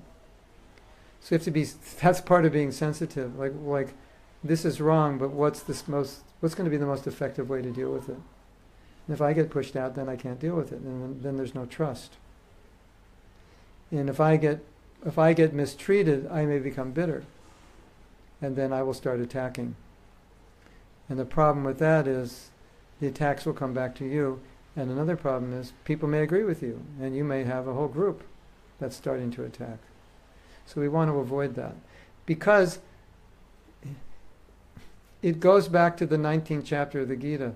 In other words, I know something's wrong, but what's the Krishna conscious way to deal with it? Like, it's the how. You have why, what, and how. Mission, vision, and values. And the how are the values. Why do we have Iskcon? To make the world Krishna conscious. What do? We distribute books, we open temples, Rath Yatra. How do we do it? Those are the qualities, those are the values by which we live. And a lot of time, the problem is we're looking at the what and the why, but not the how. We kind of throw the how to the wind and say, just get it done. Have you seen that? Like, we know what we're doing, and we know why we're doing it, but we're not focused on how to do it. You understand? It's how are the values, mission, vision, values. The values are the how. How are we going to do this? And there's a culture in which we want to operate, which is based on humility and so forth. So, like you say, can you be dharmic? Can you seek justice and be sensitive? The sensitivity would be the Vaishnav, the nature of a devotee. That's a huge challenge for us. You agree? I mean, it's easy just to be a bull in a china shop. You know, that's not hard. Anybody can do that. You're wrong. This is what Prabhupada said right here. You know. But to do it in a humble way, that's not easy, especially when you're angry. So I think that's a challenge. You've probably seen this before, but sometimes something is wrong, and the manner in which someone's trying to resolve it is much worse than the problem. Like, it creates more disturbance than whatever that person did was not as bad as the way it's being dealt with by people who are very antagonistic. So you have to be careful. And my feeling is that if we don't get the how right, then we're going to end up like other religions with buildings and people, but the people aren't living the message. I like to say your life's your message, so what's your message? Is your message the first 18 chapters, or is your message the 19th chapter? You know, so it's a penetrating question. Your life's your message. What's your message? When you show up, what are you teaching by your behavior? So I think that's the real challenge, isn't it? I joined young, and young people don't think so much about how. They think about what to do, not how to do it. This is what we're going to do. Maybe they're keyed into the why, the purpose, but the how was always a challenge. It was always easy to get it done, but to do it in a Krishna conscious way was much more challenging. Want to hear a funny story? I don't know if you'll laugh, but it's funny. When Prabhupada went to India, at that time in India, it was common for beggars to do kirtan. They would chant Hare Krishna and they'd put their hand out. So when the devotees were doing kirtan, people were seeing them as beggars. So Prabhupada said, stop doing Sankirtan. Stop going on the street and chanting, because people see you as beggars. And then he started a program called Life Membership, where people would donate a certain amount of money and be given facility to live 3 days in any temple that had facility, and they would be given Prabhupada's books.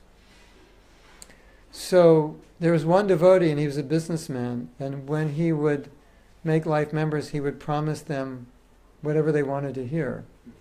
Not that he could give it, but he would promise it. And that's how he made life members. You'll get this, you'll get that, you'll get this, you'll get that. And Iskcon is doing this and that. And then you had other devotees who would just preach. You're a servant of Krishna, it's your duty to help. This movement is delivering people from birth and death. It's establishing spiritual culture and so forth. They would just preach, and they were like members. So Prabhupada said that's the difference between a Brahmin and a Vaishya. The Brahmin will preach to get his result, and the Vaishya will say whatever he has to say to get his result. And Prabhupada said the same thing about book distribution. Because many devotees would go out on book distribution, and they talk about everything except the book. Hey, how's it going? Where you're from? Hey, how do you like London? Cool. Yeah. You know, heard of George Harrison? Yeah, this book, Mahatma Gandhi.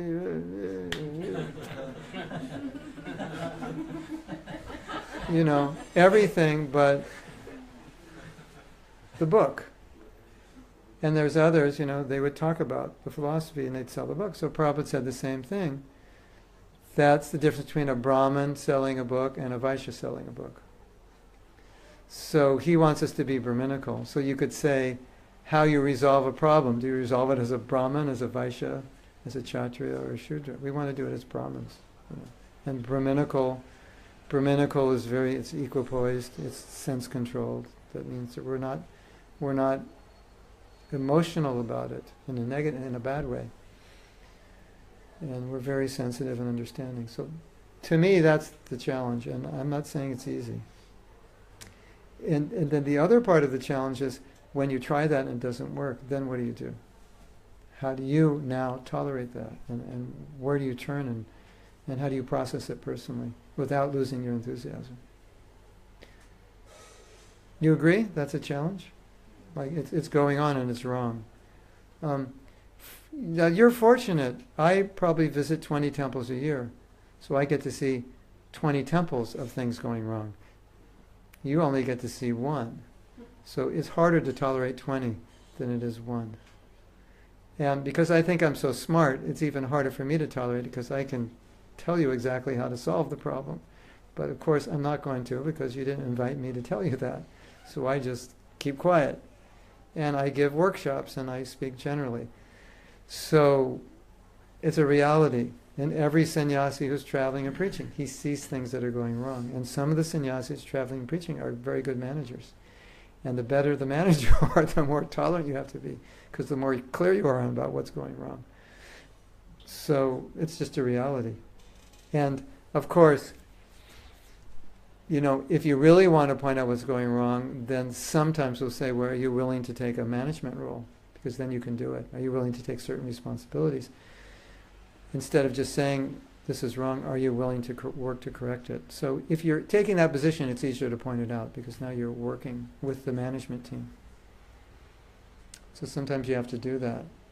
And that's why I don't say things unless I'm asked. Or unless it's really bad, and I'll say, this is not right. Because if I'm not willing to take those roles, and they're not asking me, it's not my really position to do it. Although sometimes I might mention it to the GBC that I think you need to correct this. And some praying also is good. It's a test of our tolerance.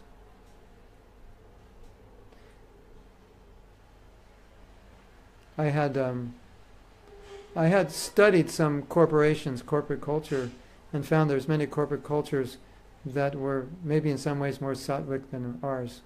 And that was really depressing for me to read. Really, really good things like this one company every afternoon after lunch, the whole company stopped working. They all went on a walk together. There was only like 17 people, but they were near a park. So very family-oriented. Or a company where they took breakfast together every day. The boss paid for breakfast. And a company that wouldn't hire anybody that everyone working there didn't approve of. Or like Google, every week or every month, everyone in the company, they have a call for everyone in the company, and they tell everybody what's going on, things like this. And many other things. And I was getting more depressed with every book I read. Because I think these are really good ideas. We should, and why aren't we doing this? And why did they think of it and not us? And those are just realities. We have priorities, we have limitations, and maybe sometimes we're not doing as well community-wise as maybe some other groups. And that can be depressing, discouraging, frustrating. It could make us angry. Yes? I went to a retreat center in America. There's a couple big retreat centers that are basically hosting people like Deepak Chopra and people teaching Ayurveda, yoga, self-development. So my wife was doing a teacher training there, yoga teacher training, and I stayed with her for like 2 or 3 days. So I had a lot of time to study the place. And it's my nature. If I'm somewhere, I kind of study what are they doing and how are they doing it. And I was totally frustrated when I left there. And the reason I was totally frustrated is that they were so together. I could see that every inch of that place, they thought about what to do with it. Every color, every ad, every flower, every blade of grass, it was thought exactly where it should be, why it should be, how it should be, why it should be this color. Everything. It was amazing. You could see, at least I could see, how well thought it was. And then I'm into music, I know something about sound systems, and they did a kirtan program that night, and they had an amazing sound system, and they had someone who actually knew how to use it. Isn't that amazing? And then they had the local musicians there who were, who accompanied the kirtan artists, and they were all like really good musicians. Tabla, guitar, bass, not just, hey Prabhu, could you play cartels? Well, kind of, I'll try, So it was like everything, everything was just like really well planned and thought out. And I came out of that place, I was pretty angry. I said, why after 50 years we have no place, at least in America, that looks like this? And I was really angry and frustrated. And so I think what we have to do with that anger and frustration is think, how can I vent that in a sensitive, positive way to produce some good changes? Otherwise, we'll become discouraged, and we may even become offensive, which is certainly not going to help anything, and it's not going to help us. It's going to harm us. There's one teacher who said that if you focus on what's wrong long enough, you will be guaranteed to become discouraged. So if I focus on what's wrong with a particular project or a temple or a zone or a particular devotee, and that becomes a regular focus, at a certain point I'll just lose my enthusiasm because it will magnify in my mind how bad it is. And we see this happening in our movement. There's some people that have kind of gone away discouraged, and in many cases they were focused on what was wrong. So that's dangerous. And what I found is if you focus on what's wrong just a little bit, to be clear about what's wrong, and then focus all your energy on how to make it better, that is good for you and it's good for the organization. And if everybody's thinking that way, the organization gets better. Because many cases, like let's say like you see a problem and you want to do something, in some cases you might just say to the temple president or someone, I'd like to do this, can I do this? And they might say, oh, that's a good idea, do it. But your idea is to rectify a problem. But you're doing it in such a positive way, and the rectification is indirect. So nobody is getting the feeling that you're challenging them or criticizing them. Like maybe you see problems in the woman's ashram, and so you say, you don't say anything about it. You say, it would really be nice if we do some classes on how to work better together as a community. Could I teach that, or could I invite someone to do that? But your purpose was actually to rectify the problems in the ashram, and through that class, those problems got rectified. Or the person who gave the class talked about sensitive management, and that insensitive person in charge of the ashram became sensitive because of the class, and you never had to confront them. Does that make sense? I've seen that happen. Sometimes people will come to a course, if it's really good, they'll change. You won't have to say what's wrong. They'll realize, oh, I'm doing this wrong. Well, like you may have realized today that you've done something wrong, and I didn't have to tell you. So you don't have to hate me for telling you, because you've realized it. So those are, ways that we can use. Does that make sense? Yeah. Because the premise is I want to keep the environment healthy within the organization. I don't want to have a confrontation. I don't want to create confrontation, because often then people will start siding one way or the other, and then energy is wasted.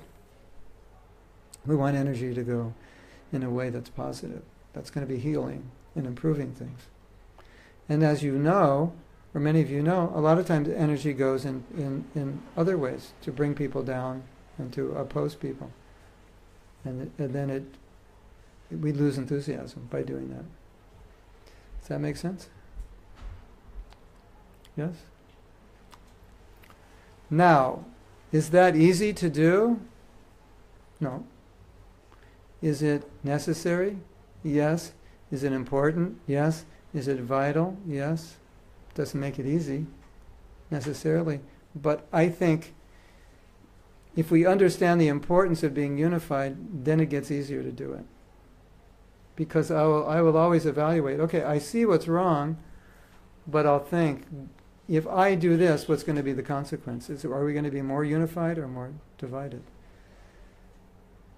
And then what can happen is you push your point and you get it through, but we're more divided as a result.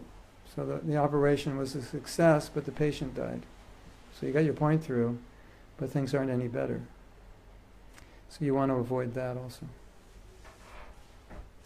We're speaking generally here. The exception to this rule may be where something is going on and devotees are being abused, mistreated, or their spiritual life is being compromised to such an extent that to remain silent would be worse than opposing it. And sometimes in my life as a devotee, I didn't oppose something and the consequences were such that I regretted it. I said, I should have opposed it. Like something bad happened that I thought could happen, but I didn't believe it would, so I kept quiet. And then it did happen, and as a result, I lamented, I regretted. And so sometimes you take a chance because you feel the stakes are so high. You say, I'm going to take a chance. They may not like this. I'm going to do my best, but I think it has to be said, and I'm going to say it. So time, place, circumstance.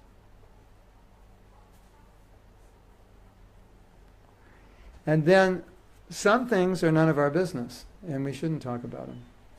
And they've been, dealt with by enough senior devotees that we should just accept that this is how it's going to be. So you have to make that discrimination also. Because sometimes we may want to challenge something that's been discussed for months and months by groups of senior devotees, and we don't agree with it, and we don't know what they discussed, and we don't know the pros and cons that they overviewed. But sometimes we just have to say, I respect them enough, and they must have made the right decision, and they must have considered things I don't see. And we could even ask them, would it be possible if you could publicly write out a text to explain what you discussed? Because a lot of people are questioning this decision, and I think it would be helpful if you tell us. And maybe in doing that, we would all agree with their decision. So that's also something that can be useful.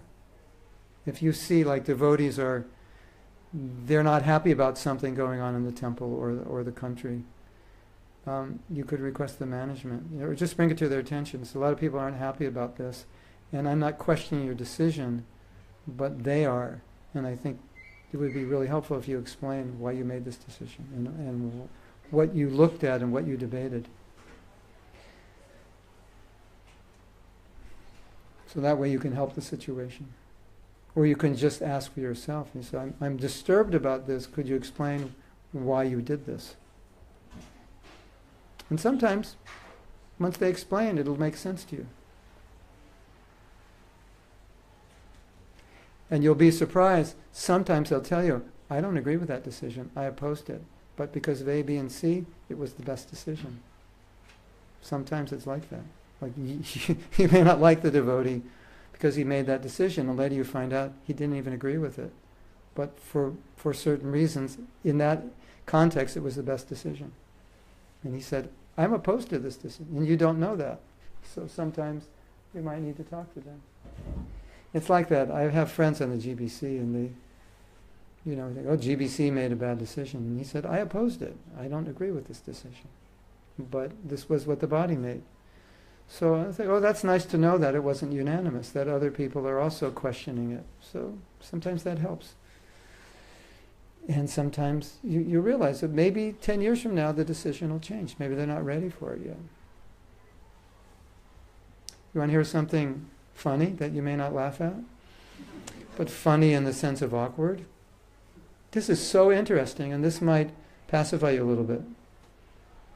Your question is so encompassing, that's why I'm taking so long to answer it, because it deals with so many important things. In the early days of our movement, we were fairly autocratic. And so GBCs and temple presidents had, they were, I don't want to say dictators, but it was quite autocratic. And as young devotees and young men and women, sometimes they would make immature decisions that didn't reflect the kind of decision an older person would make. And even some of us who were younger could see that that was a bad decision. And sometimes we would challenge it, but not directly challenge it, but amongst our friends we would talk about it, and that would get back to the management, who thereby would laugh at us, put us down, or call us envious, or all three. Or maybe even remove us in cases which they felt were that we were deviants or extremely envious or whatever. So here's the funny part.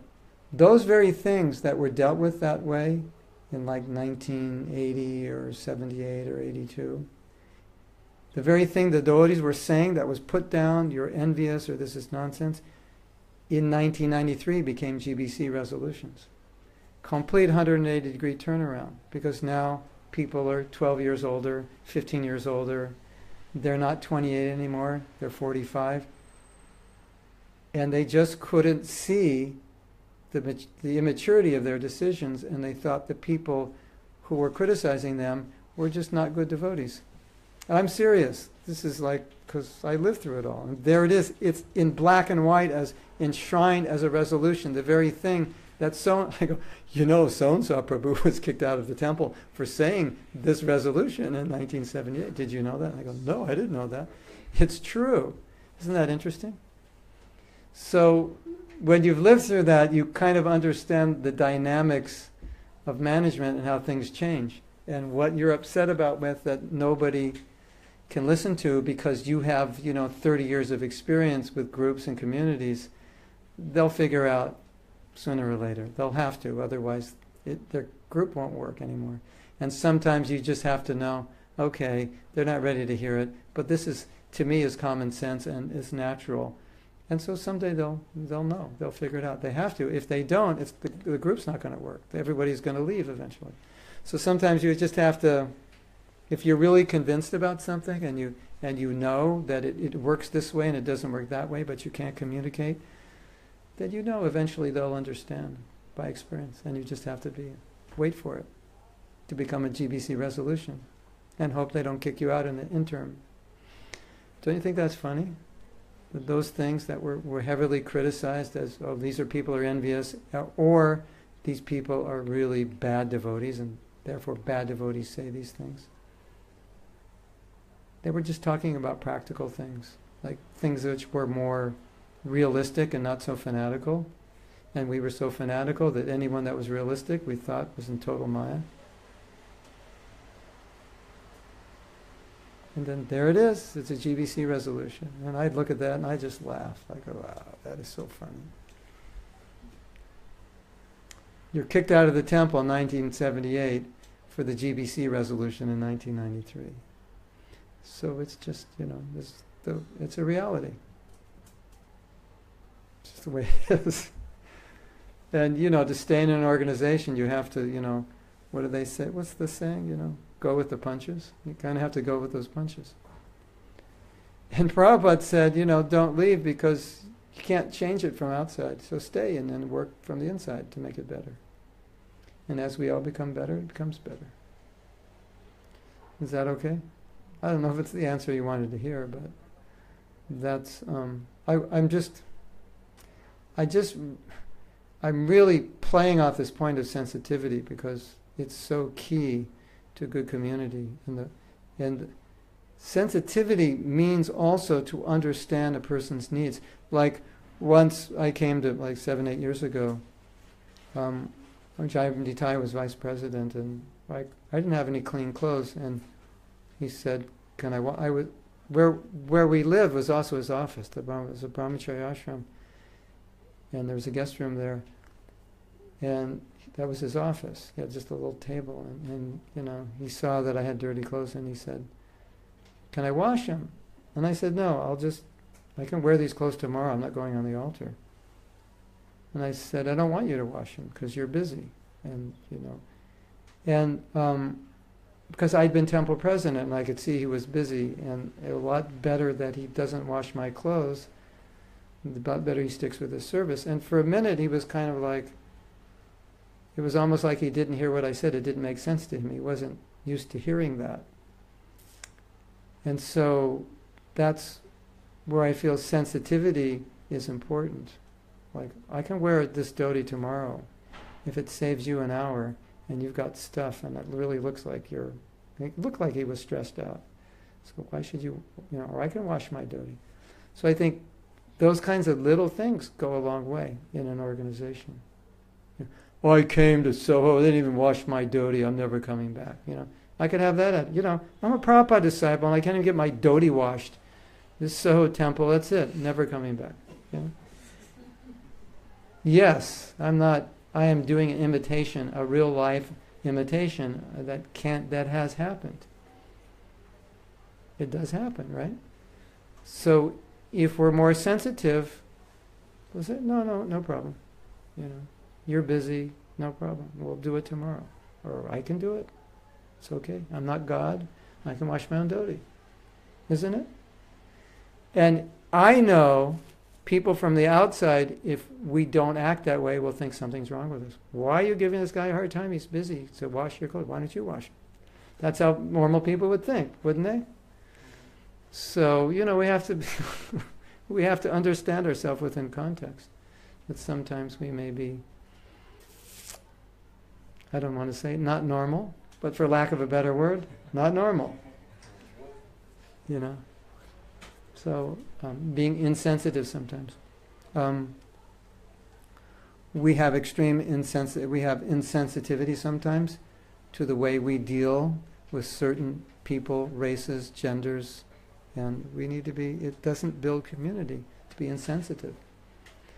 Do you know, if I give a lecture, you asked me to give Bhagavatam class, and I give a lecture and I demean a certain race or gender, that doesn't help them. It's insensitive, right? Because it's not going to help them in their spiritual life. So sometimes we have to speak on a verse which says things like, these people are bad, these people are less intelligent, this and that. And you have to present it in a way that those people are inspired. I actually had to do that about a week ago. And it was a great challenge. And I think I pulled it off. But I was very sensitive that I didn't want to discourage anybody. And I said, I think that's important. It's part of working in a community that everyone feels inspired. And nobody should say things that would discourage or make people feel that they're lower or less or worse. You agree? And so these are real life problems that we face. Insensitivity is very, very common. And I think I think a temple president who has people in his temple who are very sensitive to the pressures of his job would find his job much easier than a group of people who are like, why do you do this and why didn't you do that? Isn't it? Would you like to be temple president with a group of people who are always saying, why didn't you do this and why didn't you do that? No, of course not. You'd rather have a group of people saying, how can I help you do this and how can I help you do that? So if you put yourself in his place, you'll be better able to serve, I think. And if he puts himself in your place, he'll be better able to serve you. You agree? So I think there's like incredible value in that statement. And in the research they did, they applied these principles in the military, and the military was so much more effective. The platoons were so much more effective when they practiced being sensitive to, and being sensitive means they could feel what other people needed. And there's a story where they won a battle that they should have lost because they had this dynamic amongst them. Okay. Is that okay? Is that more than okay? Is that super okay? So, realizations or questions or comments? Yes.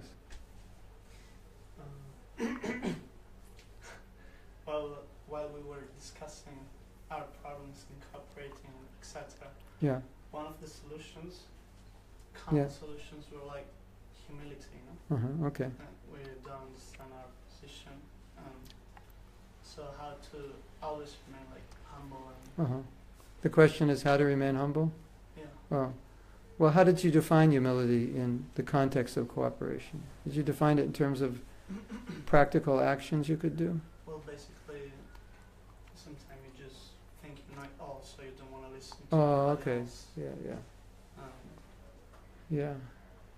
You know it all, so you don't want to listen, and you think whatever they're saying is stupid or useless, or they don't know what they're talking. better Yeah, you know better. Okay, which may be true, which even makes it more difficult, right?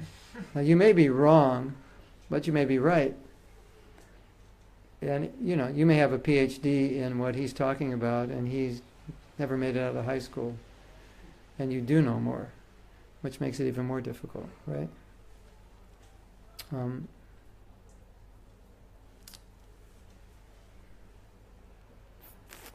I can express to you how I deal with it.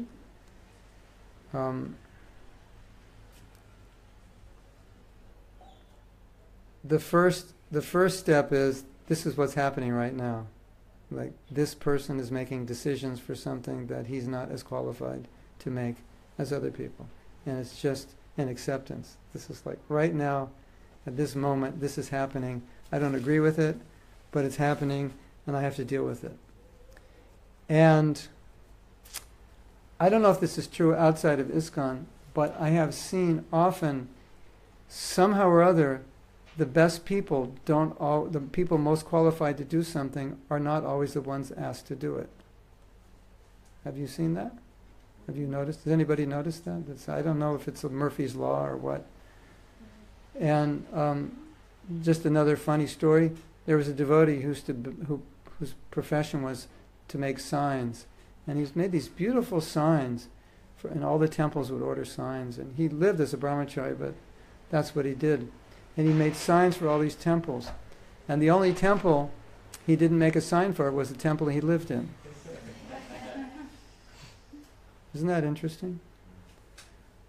So like sometimes you'll have a devotee who is like a corporate trainer teaching management, to Google and Yahoo and but he comes to the temple and they never ask him, That happens. I mean, that does happen. It's just, and it's kind of like, I don't know, maybe it's Mahatma's Law or Murphy's or somebody's, but I've noticed that. So I think when those things happen, sometimes you just have to go, it's happening again. And if you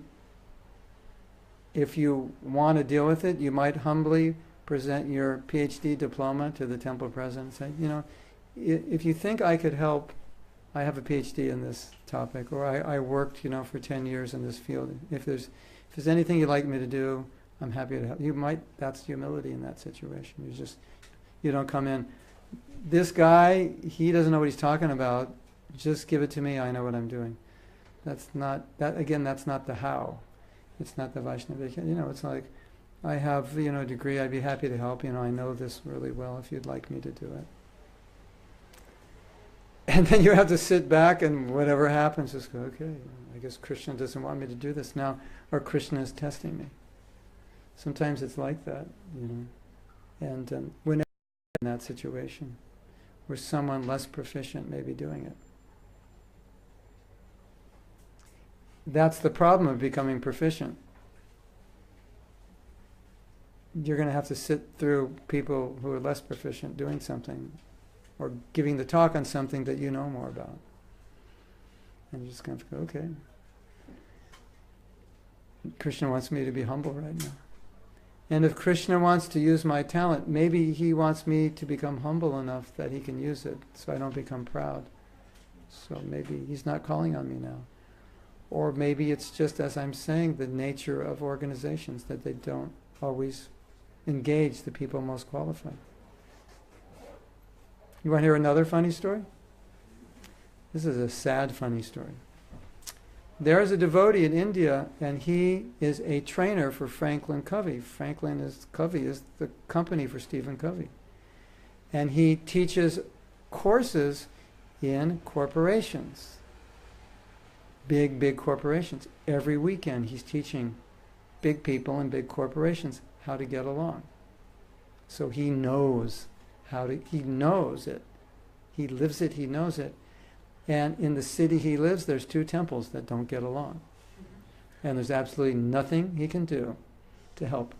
Although he can help Google, he can help Cisco, but he can't help Iskcon. And you just have to sit back and look at it and go, that's just how it is. Sometimes that's all you can do. And hope and pray that it'll get better, and just take it as a test. Well, this is a test of my humility. Now Krishna wants me to be humble. And I just went through a situation like that, where I felt much more qualified to do something that someone else did. And I don't think the person who did it personally felt qualified. And I just have way more experience at doing it than he does. And I had to sit and watch all the things he did that I wouldn't do. And it's like, okay, Krishna wants it. And I could see the benefit of him doing this because he had status, and the status had a lot of weight and people appreciated it. Maybe they would have appreciated it. Maybe I wouldn't have been as appreciated. I don't know. But sometimes you just have, okay, I'm not doing it for whatever reason. What can you do? It's just like, maybe someday I'll do it. Maybe next year I'll be on stage, but this year, no. Maybe never. Maybe I'm not as good as I think. What do you think? That's okay? Not easy. I'm not saying any of this is easy. In fact, I'm saying none of this is easy. I'm not telling you, I expect you're just going to be able to do all this. But what I'm saying is that if you don't do this, it's going to create problems on some level for you or the people you're dealing with. So even though it may not feel right, it's just sometimes what's right is not right, but it is right. Should I say that again? Sometimes what's not right is right, even though it's not right. So what's right in this situation is you should do it, because you can see the mistakes they're going to make. So what's right is you should do it. But it's not right to demand that you should do it. So what's right in that situation is you humbly approach them. If you'd like, I have experience. I could help with this. Not that he's going to make mistakes. He's not qualified. I don't think he should do it. And they might say, no, it's okay. He's going to do it. And so what's right is now not right. And what's right for you now is to accept it. So you're right that you're better, and now you're right to accept that he's going to do it. Right? Does that make sense? Because we're bringing it to a level of what's right in Krishna consciousness, even though practically it may not be right. If it's right in Krishna consciousness, that's a higher principle. And then if you're actually, the other part of Murphy's Law, whoever's law it is, if you're actually qualified and you stick around long enough, you'll be in that position sooner or later, because people will see it. That you humbly stood at the sideline and, you gave your advice here and there, and people will say, I remember you told us to do this and we didn't. Can you help us? Or someone else will say, Nikhil will say, what's your name? Nimai. Nimai? Nikhil will tell Jainitai, no, you should get Nimai to do this, he's really good. And then he may ask you. So, but you stood by humbly and now you got asked to do it. So sometimes it works like that. You believe it? This is my experience. Does someone not believe that? Or want to discuss it further? Or it's like I said, it's difficult. I'm not sitting up saying, screaming at you, you should do this and don't be proud. I'm saying, this is what's right. I understand it's going to be difficult to do it, but in the long run it's best. Because doing what's right is always best, even if we have to sacrifice something. And I think as an organization, if we're sincere, then generally things work themselves out in the long run, that the right things do get done eventually. If we just wait.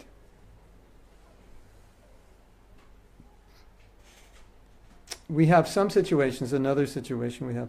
Some temples have temple presidents who are willing to do the job, but they don't really feel qualified, but there's no one else to do it. And they're not doing as good a job as really we need a temple president to do. Either they're not good people persons or they're not good managers. And people point it out, but there's no one else to do it, so there's no other solution. Everybody knows he's not the right person. He knows he's not the right person. Everyone is saying, we need to get a good president, he's not good, the temple's going down. Well, do you want to do it? No, I don't want to do it. Do you want to do it? No, I'm not qualified. There's no one else to do it. So sometimes it's one of those, what I call a moment where you just have to accept because there isn't anything else that can be done. So you understand. Because of A, B, C, and D, that's why he's doing it. Because all the big donors want him to do it. They don't want you to do it, even though you're better. And if he doesn't do it, we don't get the money that we need for the project to do it. So you go, okay, I just have to accept that. So sometimes there's moments like that where you just go, okay, I accept. I hate it, but I accept it. Because I have to. And that's a challenge. You agree? Whoa. Do you agree that's a challenge, to accept something? Yeah. So that's something we have to learn to do, is accept situations the way they are when we know they can't be any other way. And I personally think that is something that requires a great amount of Krishna consciousness. And if we see it that way, and say, okay, I have to learn how to accept, and that's going to require a lot of Krishna consciousness, so that's good. That's a challenge for me. And if I can't accept, I should reflect. I'm not being Krishna conscious. You agree? When we're not accepting something that we can't change, we're not being Krishna conscious. Yes? Anybody not agree? You're too afraid to say, I don't agree. No, it's true. It is one of the big challenges we have, is to accept things we can't change. Huge challenge. But we have to understand that's what Krishna consciousness is. We're not controllers. That's the ABC of Krishna consciousness. None of us in this room are controllers, but we want to control things we can't change. I don't want him to be in charge. I should be in charge. We want to control that, and we can't, because nobody's asking you to do it. Nobody wants you to do it. Nobody thinks you can do a good job. You go, no, I was a sergeant in the army. He's a high school dropout. He's only 19. I'm 29. There's no question. No, but he's been a devotee 8 years. You've been a devotee 1 year, so he's going to do it. And then he does it, and everybody's frustrated. He makes a mess. He has a nervous breakdown. And then a year later they say, I think you should do it. Yes? Anybody seen that happen before? Yeah. So when they say, no, you're not going to do it, you just go, okay. And you watch him make a mess of it, and you just have to tolerate it. And that's not easy. It's really difficult. But that's Krishna consciousness. Does that make sense? Yeah. So I think we have to end here. We can continue tomorrow with questions. By the grace of Deepak, we have many of my CDs of workshops. So we have one on the mind, one on forgiveness, japa, cooperation, marriage, vows, balance, sadhana, and 2 music CDs. And Deepak's going to wheel and deal with you, so you can get the best possible price, especially if you buy large quantities. These are series on one topic, and they go from 10 to 50 hours depending on the CD you get. So most of them are on DVDs because they're like 2 gigabytes of MP3 files. So these are workshops which I feel are extremely important. Also, my pastimes with Prabhupada is there. So they're available tonight and tomorrow night. And we will see you tomorrow, again at 6. And we'll go a little deeper. And I hope you got something to reflect on, sleep on tonight, and then we'll discuss tomorrow. And then tomorrow what we can do, maybe I'll end the workshop if possible a little earlier. And then if anyone has any personal questions, then I can deal with it. Because usually when you stir things like this up and you start reflecting, questions come up. As why am I like this? How can I change it? I'm not sure, etc. Okay, is that all right? Mm-hmm. So tomorrow 6, and bring your friends and bring your enemies. They're also invited. Okay, thank you. Hare Krishna. Srila Prabhupada ki jai. Grace Mahatma